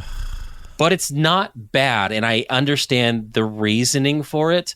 But the internet, because of course the internet has focused on that moment and are making those comparisons, it is done much better than The Acolyte. It doesn't feel shoehorned in like The Acolyte. So it's not the power of one, the power of two, the power of many. It's fuck you, I won't do what you tell me. God, I wish. That would be great. But it's a show about witches. It fits in this context. The other one just felt like shoehorned in, like they didn't need to have it. So I'm enjoying it so far. There's only 2 episodes. It's going to be weekly episodes. So 2 episodes this week, just dropped yesterday, Wednesday, the 18th or whatever it was. And it goes 1 episode per week all the way up till Halloween Day. So on the 31st of October drops the last 2 episodes. So we're going to get everything done before the end of October, which I think is kind of a good idea, since it's kind of dealing with darker. A minor annoyance stuff I have already with it. The library scene. Okay. That nobody has bothered to point out that this happened in the library. Like, they're the police and nobody knew that something like that happened. Mm-hmm. And the library's acting like it's no big deal. But you got to understand I'm not going to ruin anything, but you got to understand the context. A lot of this stuff's going on in her head. So it's not going to make sense in the construct of reality. Oh, that wasn't real. That was in her head. All this is like her fantasy of stuff going on. Remember, because at the end of WandaVision, she made her real, so this is her WandaVision. This is kind of now. She's not where Wanda put herself in this situation. Wanda put her in this situation. Correct. So right now she's living out a weird fantasy world. She's investigating this is a murder elsewhere for the Marvel universe. Yes. Gotcha. It doesn't stay this way the entire time. They do wrap that thing up in this first episode, and then it gets to the plot, and then starts moving forward. So right now, that whole scene was. That means at the end of this series, she comes out of it, and they tease Wanda. not even the end of the series, end of the first episode, you're going to get that resolution and get her out of that. So okay, progress. Let me know what you think. But I'm enjoying it. I think it's better than most. I'm excited to see kind of where they go with it. So that's what I'm watching. For me, I was watching this Netflix special called Black Holes: The Edge of What We Know. And it was covering Diddy. It was covering a lot of Diddy. It was covering the process leading up to the discovery of them putting that photo together showing proof that a black hole exists. Right. So it was just all about that and how Stephen Hawking died shortly before all the information was put together, and they revealed that this is what it looks like. So his life's work happened like a couple months after he died. So that guy didn't have a hard enough life as it was. So I watched that, and then I've wasted my life. A lot of been catching up on Dabbleverse stuff, and so good. The Eminem LL Cool J collaboration. Been listening to that a lot. Yeah, it's good. Haven't been watching a lot. I need to get back. There's so much stuff. I watched, I guess half the first episode of Agatha. I'll get to that. Isn't there other stuff that's coming out? I think I deleted it off the list here. But there was other stuff that's coming out, right? Other TV things? Well, yeah. We're not talking about out now yet. No, that's out this week. Yeah, we got The Penguins coming out. That'll be out. All right. My bad. Frasier season 2, things like that. You're not in the out now section. Okay. In theaters right now, A Different Man, The Substance, Transformers. It's supposed to be 1, right? Not on. Transformers 1, Never Let Go. I kind of want to see the new Transformers movie.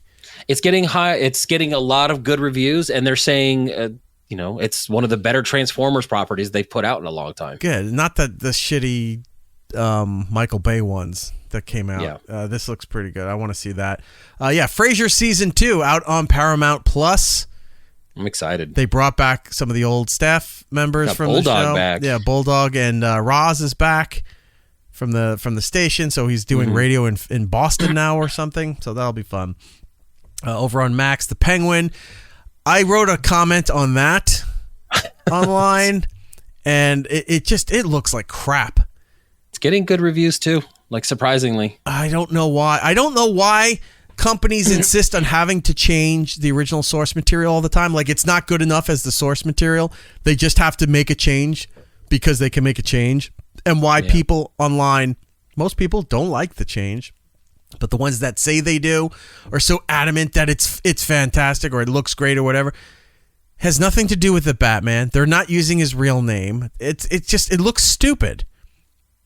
I'll watch a couple just to see, because I always watch things that I don't like just so I know what to talk about and why I don't like those things. But I don't know. It just looks like a terrible DC property. And then I saw the TV Glow. What is that? It's like some A24 style horror movie. People have been praising this online. Like, it's like a really good movie, and it's their movie of the year.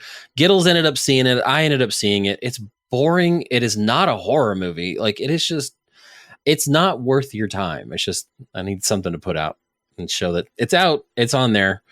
I wouldn't waste your time with it. I'm going to watch The Penguin, obviously. I liked the Pattinson Batman. The only thing I don't like is that I guess the character of Carmine Falcone, who was played by John Turturro in the Batman movie, his scheduling didn't work, so they brought in a different actor to be him. It's the actor Mark Strong. You would know him if you saw him, if you don't know him by name. So he's Carmine, and then Christy, I think Milotti. She was the mom in How I Met Your Mother. She was in the Black Mirror episode where they were kind of making fun of like Star Trek. Yeah, the guy that looks like the knockoff Philip Seymour Hoffman. Oh no, he looks like Meth Damon. Oh, that's what it was, Meth Damon. He looks like both. How do you look like both? How do you look like both? Yeah, I don't know. It's like two successful actors, and you look like the worst parts of both of them. You know who his wife is, right? No. Kirsten Dunst. Because they used to be on Fargo, like season 3 together. Yeah. That's where they met and they got married. Yeah, and Kirsten Dunst looks like the low brand of another actress, and I can't think of who it is now. I can't remember. Riveting. There was somebody I always thought she looked like, and I'm like, wow, Kirsten Dunst looks like the worst version of her. Oh, that's a bummer. You're so upset now. You're gonna look up. Well, while he's doing that, the other thing that's out now, like we talked about, Marvel's Agatha All Along, episodes 1 and 2. Like I said, from now on, you're gonna get one episode a week all the way through the end of October, where you'll get the last 2 episodes on October 31st. And on Netflix, you have Zack Snyder's Twilight of the Gods. It's an animated movie or a TV show. I don't like anything Zack Snyder anymore. He is a hack. He makes garbage. And frankly, the faster he goes away, the better. In upcoming shows, we got Disney Plus, September 25th. Inside Out 2 is going to be streaming. FX has Grotesquerie. It's another, I forget his name, but it's the guy who does American Horror Story. It looks kind of like a detective story. I know Travis Kelce's going to be in it for a couple episodes. We've got the Netflix documentary on September 25th, Mr. McMahon. That I'm looking forward to watching. Me too. And then we're going to go into October only because this is a big one. On October 1st, Disney Plus. Right now, the report is Deadpool and Wolverine will be streaming on Disney Plus. That's great. Fantastic. So I'll be watching that over and over and over. And I'll be buying my digital copy as well so that we have it. And that's great. All right, moving on. New stuff. Lionsgate inks an AI deal to train model for film and television. So they're trying to get into this whole thing too, so that AI will generate television for them. Yep. So Lionsgate and the video-focused artificial intelligence research firm Runaway have inked a deal that will see Runaway train a new generative AI model on Lionsgate content. Basically, they're going to take everything Lionsgate has ever done, feed it into this machine, and then spit out content. And I forgot about this. And when we were talking about AI earlier, I remembered, so I threw this in here because this is a huge, huge thing where, they went on strike for a good portion of last year to stop AI from being a thing. And now because they've worked these deals, now the studios have found ways around the complaints and the issues and the but unions it has and to things pull like that. From source material. Right, but they own that source material. But they can't regenerate people. Yeah, well. So what's happening is that Lionsgate deal is the first partnership between Runaway and a major Hollywood studio, though everyone in the business is looking at the potential for the tech closely, given the speed at which generative AI tech can create images and video based off text or image prompts. It creates these movies and television shows, but the hands and the feet are all messed up throughout the whole like thing. Everything else looks stellar. But Right. the intimate details of a physical description of a human being are all messed up. Everybody has more teeth than they should. There's an eye next to an ear. Yeah, everything's off. But the background and the cityscape look fantastic. Right. Oh, is that Tuscany? Nice. Moving on. NBC is cutting The Tonight Show to 4 nights, which they should have done a long time ago. Most shows, morning radio knew it. Like they cut back on a lot of morning radio stuff that they're not 5 days anymore. It's 4 days and then like a best of.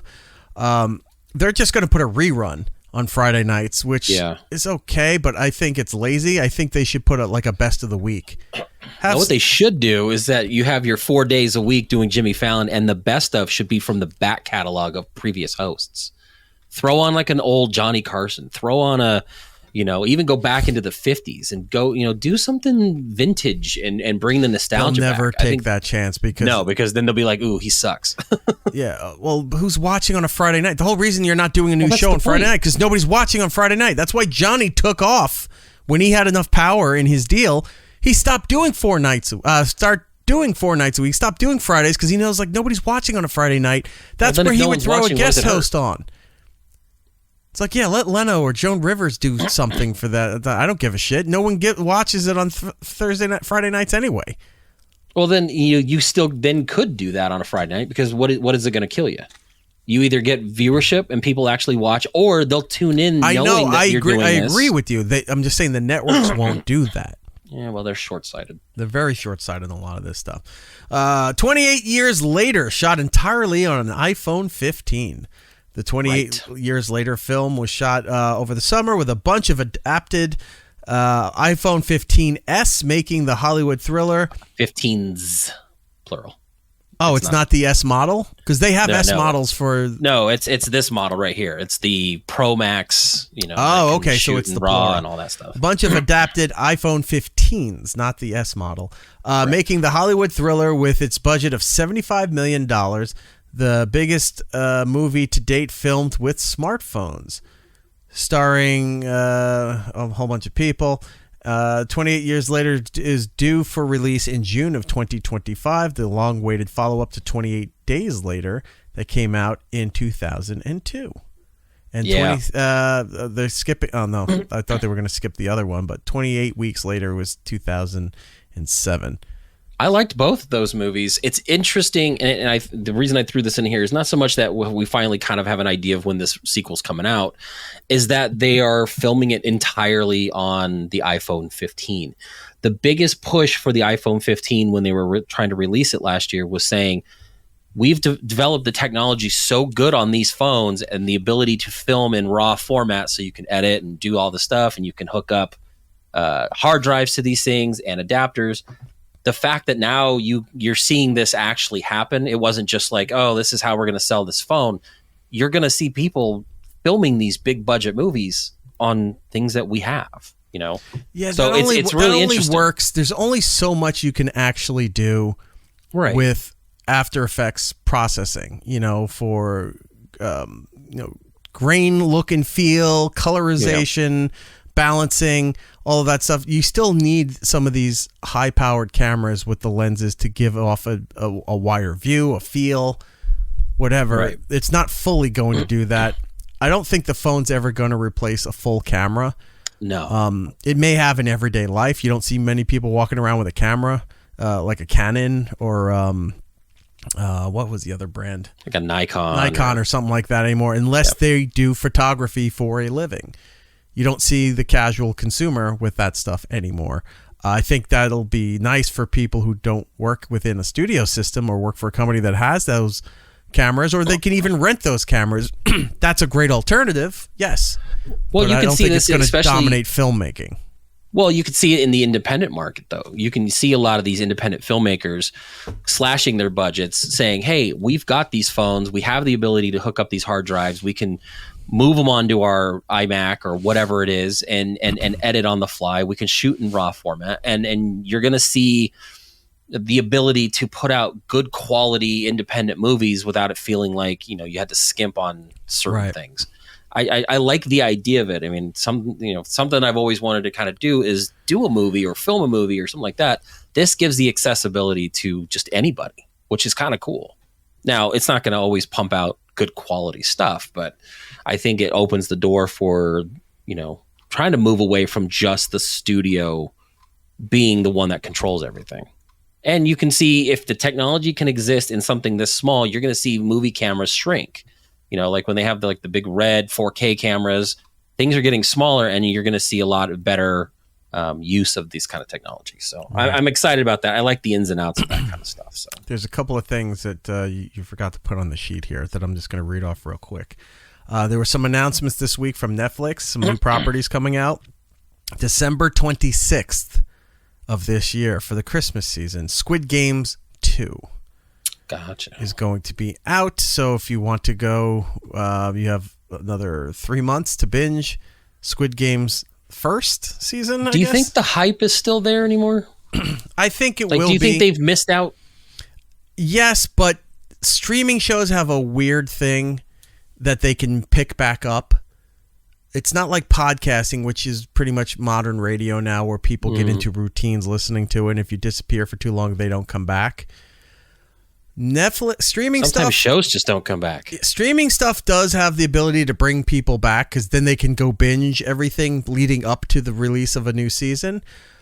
But what happens, and a lot of it is in Netflix and Apple's case, people don't want to go and try new shows now because you cancel them too fast. And now I know it can be said on the corporate end and the business end. It's like, well, people aren't watching it, so we have to cancel it. So if you want to watch it so we don't have to cancel these things. But you got to watch it within the first day. Otherwise, they don't think it matters. Like, yeah, you don't get a long enough tail on some of these. They got to stop anymore. Thinking that way. You know, you got to give it a few days and let that all resonate and come in towards your information there. All right, so that's because I say that because Squid Games, real quick, is that it's been so long since the first season. Like, for me, I don't care about Stranger Things anymore. Like, I don't care that they've now pushed it even further out and they're splitting it up. And it's like, at some point, I just stopped caring about these properties. Squid Games, it's been almost 2 years since it at this point. And I'm like, okay, I that's think cool. I think you'll see people come back. I hope so. It was a good show. And then, who knows? It may get some shit because the one guy was in The Acolyte. So they might. Yeah, I can't blame that on him, though. It doesn't matter. The internet will find a way. So there's that. Simpsons have a Halloween short coming out October 11th on Disney Plus, starring Sideshow Bob, called The Most Wonderful Time of the Year. And I'm trying to find the date for, where's the Tim Dillon thing? I didn't see any Tim Dillon stuff in our stuff. There it is. I forgot to put it in the show prep. I put it in our regular chat. So Tim Dillon has a trailer that came out earlier today called, he's hosting like a Jerry Springer style talk show. And it's called Tim Dillon, This Is Your Country. And he's talking to people about all weird parts of their lives, and it's all the shit you would see on Donahue and Sarah Jesse Raphael, and made really popular by Jerry Springer, that kind of stuff. Maury Povich. It's bringing that style format back, but it says it's unscripted, which I find it hard to believe that you're looking at this and you go, how is this unscripted? It doesn't make any sense. Is this going to be live, or like Netflix has been doing lately where they have these live specials, or is this going to be taped? No, this is all done, all pre-recorded and ready to go. I'm looking for October 1st it comes out, so we got to add that to the sheet on Netflix for Tim Dillon's new show. This is Your Country. You can find the trailer on YouTube. All right, back into the regular news. Masters of the Universe has added another person to their cast, and of course they have to ruin good things. Last week we mentioned that they cast Alison Brie as Eva Lynn, and then before that was Camila Mendez, who was Veronica on Riverdale, is now playing Tila for the Amazon MGM Studio release of Masters of the Universe. It's a live action show. They hired Jared Leto. They keep giving us good stuff and then keep taking it away. I hate Jared Leto. They keep putting him into things that it's like, why? That doesn't make sense. Why? Now, I'm looking forward to the third Tron movie. I've got low expectations. The only time that I didn't entirely hate Jared Leto in something recent, and it's something that you liked, that you told me you liked, so I ended up watching it and I really liked, was The Haunted Mansion. He played the Hatbox guy, because he was barely in it, and when he played that Phantom, it was fine. Like, he was fine in there. So I think they hit enough of him to make it okay. Correct. That's how you do Jared Leto. Right. Hide him a little bit. Yeah, he's terrible in everything that he is. Morbius. He was Morbius. That was so bad. Terrible. So they brought him in here, and I'm tired of him getting hired for things. Look, I got annoyed that they were hiring Jack Black and Kevin Hart and Pablo Pascal for everything. They were showing up in everything. It's like you can't be in every single thing. Look what happened. They're good. They're good actors and stuff, but then it's just fatigue and annoyance by the audience. Like, really, you put him in there again? You had Jack Black and Kevin Hart in the Borderlands movie, and it tanked. $30 million famously. Run. Yeah, on a $150 million budget. Right. Stop putting these people in everything. They don't need to be in everything. Stay out of Riverdale. Exactly. So now Jared Leto's in there. He's playing Skeletor. I'm over it. Now, maybe it's just a voice I'm willing thing. to concede if he does good because they constantly have him in prosthetics and like that, and he's just voicing the character or whatever, then fine. I'm just tired of seeing him in shit all the time. He's not good. Cancellations. Time Bandits, a remake that nobody needed, got canceled after one season at Apple. This is what we were talking about. People aren't afraid to try shows. Look, I used to make fun of Giddles for years because he wouldn't watch new shows because why? They're just going to cancel it. They're not just going to cancel it. And then it started becoming the norm. It's like, well, people weren't watching, so we canceled it. And then everyone got fucking pissed because they found it after the fact. And they're like, this show's great. Yeah, well, you didn't watch it when it was out. We didn't know it was out, or we didn't have Netflix at the time, or whatever the reason was. They don't take a chance with anything, so everything gets canceled, and they don't have anything. Yeah, this is one that we talked about too. We're like, oh, this is a remake. I didn't know that was going to be a thing. I completely forgot. Like, I almost pushed it out of my head. After we talked about it, that it existed, and they canceled it. I'm like, well, I guess I don't have to. 10-episode first season premiered with 2 episodes on July 24th and released the 2 episodes weekly through August 21st. Well, it's been canceled. It's gone. If you liked it, I'm sorry. Spider-Man 4 is looking for its director and believes that they've found it. This is the guy that was behind Shang-Chi, right? Yep. All right. I think Destin Daniel Cretton. I think we talked to him like a year or two ago at San Diego Comic-Con. Okay. He was also making a series for Disney Plus called All American Chinese, I think it was called. Yes. So we got to talk to him and the character, all the cast and what have you there. So now he's being brought on to make Spider-Man 4. This is the MCU Spider-Man movies. So, well, yeah. I'm looking forward to that. Colin Farrell doesn't know if he'll come back for the Penguin season 2. If they throw enough money at him, it doesn't mean it has to do good. DC and Warner Brothers is one of those companies that if they really are determined to make something happen, they'll throw enough money at it and then stand back and look at it and go, I don't understand why it failed. How did we lose all this money? It's because you made a show that nobody wanted or nobody liked or a movie, whatever. He said he enjoyed his time working on the show. He just doesn't know if he'd come back for a second season. They all say that because they all have 1-year contracts.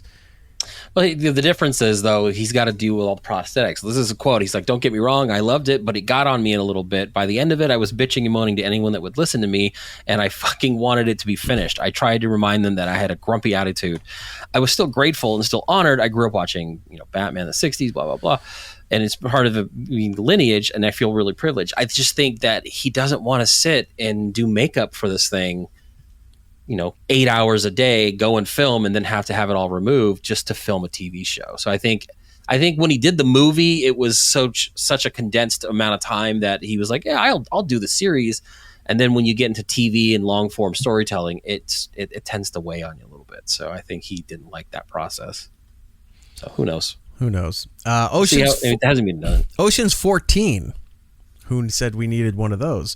Is getting there's a major development as it looks like George Clooney and Brad Pitt are in talks to reprise their roles for the Oceans franchise. While out promoting The Boys in the Boat in late 2023, Clooney commented on Oceans 14, revealing that a script for the sequel has been written. I liked them. The first 3 movies. I didn't like the other spinoff, which they keep putting in press, was a hit. It wasn't a hit.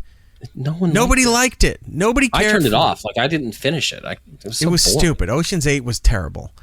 But Ocean's, what was it, 10, 11, 12, or 11, 12, 13? Ocean's 11, 12, 13, yeah. Yeah, we're fine. If those were, like, the days of accidentally finding a movie on TV while you're flipping around are gone because you're not sitting around flipping around at television because you can't find something to watch.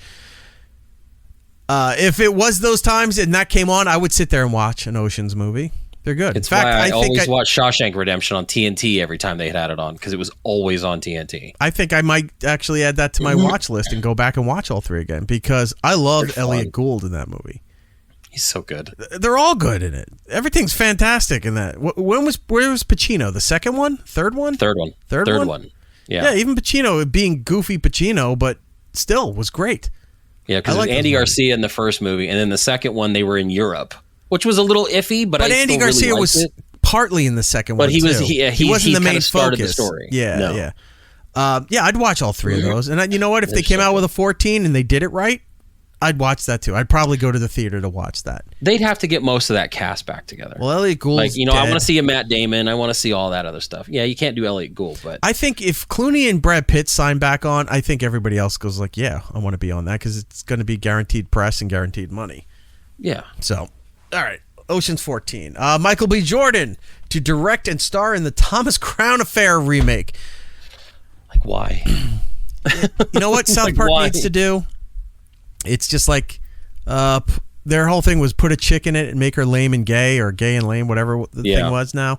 The other one should just be, do a remake and make it black. Because that's what they do with a lot of these things. I'm not knocking Michael B. Jordan. He's a fantastic actor.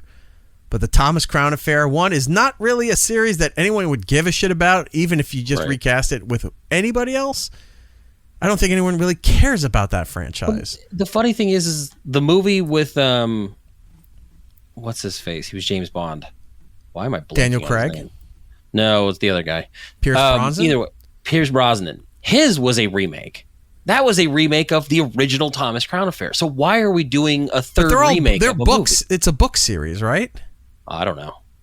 Most of those things usually are based off a book series for something. But anyway, point being, this is it's not a shot at Michael B. Jordan. It's just like it doesn't need to be remade. It's not a franchise that anyone gives a fuck about, and it was successful during its run. Go back to franchises that nobody gave a fuck about and did poorly. Try rebooting those and see if you can find an audience now.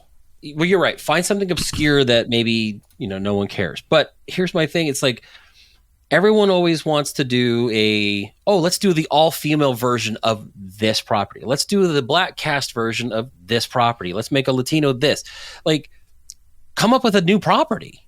Make something that lives on and shows that this can happen. I don't need the all-black Thomas Crown Affair. It's why things like when they do stupid TV shows, they did Uncle Buck as a TV show with a black cast back in the early 2000s. It lasted for like 3 episodes because it was bad. Like, stop doing this. Yeah. Like, you don't have to have the equivalent of the same property for your subset of, race, creed. You don't have like the all lesbian version of so and so. You just do something that lives on for what it is and be good with it.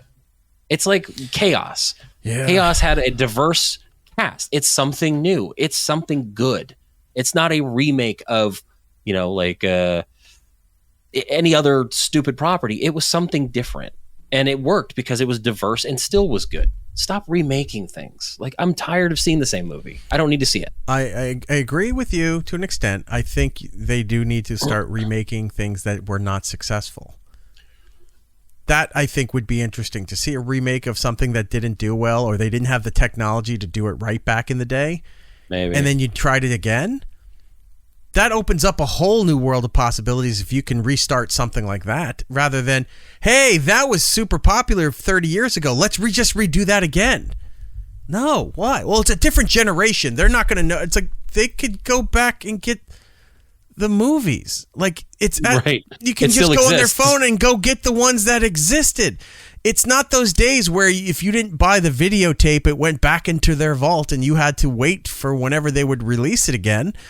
It's like, oh, this audience for now wouldn't know what it is. No, you can go back to the beginning of film and watch almost everything that ever came out. It doesn't need to be. Look, if you remade a movie from 1940 something, and you go, it's the same story but with the modern concept to it. Okay, I could kind of see. But you don't need to remake shit that was already popular and that already did well. Yeah, if it came out in the last like 20 to 30 years, don't remake it. Yeah, there's no need to. These things, I guess. Do we need to talk video game stuff, or is that really? No, we don't have to. Okay. Yeah, the PS5 Pro was announced for $700. It's a fucking waste. It's terrible. But if you want to get the drive for physical media, that's another $200 you have to spend. That's what annoys me about it. Is like they've upgraded the Apple way of doing this stuff. It's like, you don't get power cords. You got to buy our version of the power cord. You can't just use a universal power cord to use this thing. Yeah, so they announced that, and today they announced that they're putting out a limited edition of the PS5 Pro that hasn't released yet, but they made it all gray to look like the old PlayStation 1, so it's a nostalgic version. I like the controller. I'm not buying the system. I'll just wait to the PS6. I don't need this. I think this is so they can do Grand Theft Auto 6. Like they just like they need the processing power. People shit on the fact that people are saying that Xbox is losing the console war. They're doing better than PlayStation for some reason. Like they're putting out quality stuff. They've got the Game Pass. I love everything on there. I think PlayStation kind of dropped the ball, and I don't like this upgrade because it's just they took stuff away to add more things, and they all need to be panicking because never has it been more apparent that consoles are going the way of being outdated technology. No matter if it's brand new technology, the concept of playing on a console is becoming outdated because most people who want to play games are moving to PC or even the Stream Deck now. I've been playing my Steam Deck a lot. If it's licensed to Stream Deck, doesn't matter which studio made them. And it's like, this is a PlayStation exclusive. This is only for Nintendo. This is only for this. If the developers are making these deals where you can get the game for a system and you're just paying for the game, you're not going to need the other consoles. So you have that, or most people are, everybody's streaming now. They're doing videos, whatever. They all have computers, be it Mac or a PC. They're playing their stuff on there. You can play Steam games on Mac. You can play Xbox Game Pass games now on some updated televisions. Right. Like they gave you the ability to Bluetooth connect your controller and stream it through your current Wi-Fi on the TV. They just announced that genius. The Switch 2 is coming, or something got leaked or something. Yeah, they've been leaking that for a year now. Switch 2, so that's looking like it's coming next year. So Nintendo's already making their updates to whatever they needed to do for their Switch stuff, because Switch is old already. Switch is very old. As far as in terms of consoles, this should have been updated. It's almost already. A decade, right? Well, I think it came out not long after the Xbox One, and it's still the only system for Nintendo. And right now we're 5 years into the Xbox One X, or whatever you want to call it, and the PlayStation 5. That's why PlayStation's already updating their console. We keep thinking it's new, but it came out around the pandemic, and the pandemic at this point is 5 years ago. Switch was released March 3rd, 2017. Yeah. We're almost well at a past decade. its cycle. Yeah. And I love the Switch. I keep playing it, but now that I got a Steam Deck, I use that for almost everything. I need to play the new... This game has been sitting here since Christmas. Which one? I feel bad. The Mario Wonder. It's so fun. I have not played it. I got to make time to sit down and just start playing with the fucking thing. I got a new Zelda game coming out next week. I'm going to get the dust off my Switch so I can play that. Fantastic. I know. All right, let's get out of here. We are done for the evening. We got to do plugs. So as always, Jordan, our nation's eyes turn to you. I'm on this show. It's Eric Nagel. Every Thursday. Come catch us live. Donate some money. Eric won't pay me. But if you want to come say hi to me anywhere else, I'm on Twitch and Instagram at Jinxed Ronan. Yeah, Jinxed Ronan, Twitch and...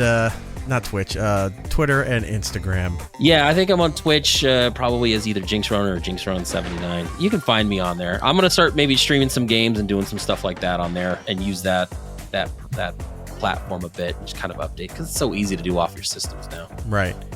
And we might be reviving a defunct podcast. Yeah, I've got a few things, a few ideas and some stuff that I haven't even told you yet. So. It'll be more the battle of who gets to revive it first. We know what someone else is doing. We might have to jump the gun and beat them to the punch with that. But anyway, for this show, the one that Jordan is on currently, and myself, It's Eric Nagel across the board on all the social media platforms. Follow us there if you could. If you're listening on the iHeartRadio app, thank you very much for doing so. If you're listening to us at your convenience on another platform, Apple, Spotify, wherever you get on-demand content, do us a kindness, go over there, leave us a positive review. It does help out the program. And if you want to join us live each and every week to be part of said show, hop in the chat room, throw some money around, make some comments, both positive or disparaging, whatever you want to do. Live rooms on YouTube and on Twitch, all under It's Eric Nagel. And of course, the produced versions of the show. If you want to go back into the archive and catch any of those things, they're all available there on our YouTube channel. So that is go it. watch the restaurant recap that got posted. That's a good one. I like that. Oh, yes. 2 different show crossover. So, yes, that video is up and available. It's called A Meal Breaker, and it's a crossover show between us and the Brooklyn Boys podcast, all part of the iHeart and family and what have you, where Brody and I went to lunch, and it was a battle of who is more psychotic in a restaurant setting. So it gets broken down by both shows, and we think you will enjoy that. So go over there, give it a watch, a like, and maybe throw a comment down there, whatever you want to do. All right, we have to get out of here. So until the next time, everybody, be excellent to each other. And we'll be seeing you. Goodbye. It's Eric Nagel. Eat peace, motherfuckers. Alas, we're out of time. Follow It's Eric Nagel on social media platforms. For ways to watch and listen to the show, or join us for the live shows, head over to itsericnagel.com. Yo, and remember to tell 2 friends so they can tell 2 friends, they can tell 2 friends, they can tell 2 friends, they can tell 2 friends. You get the idea. Keep it real, homies.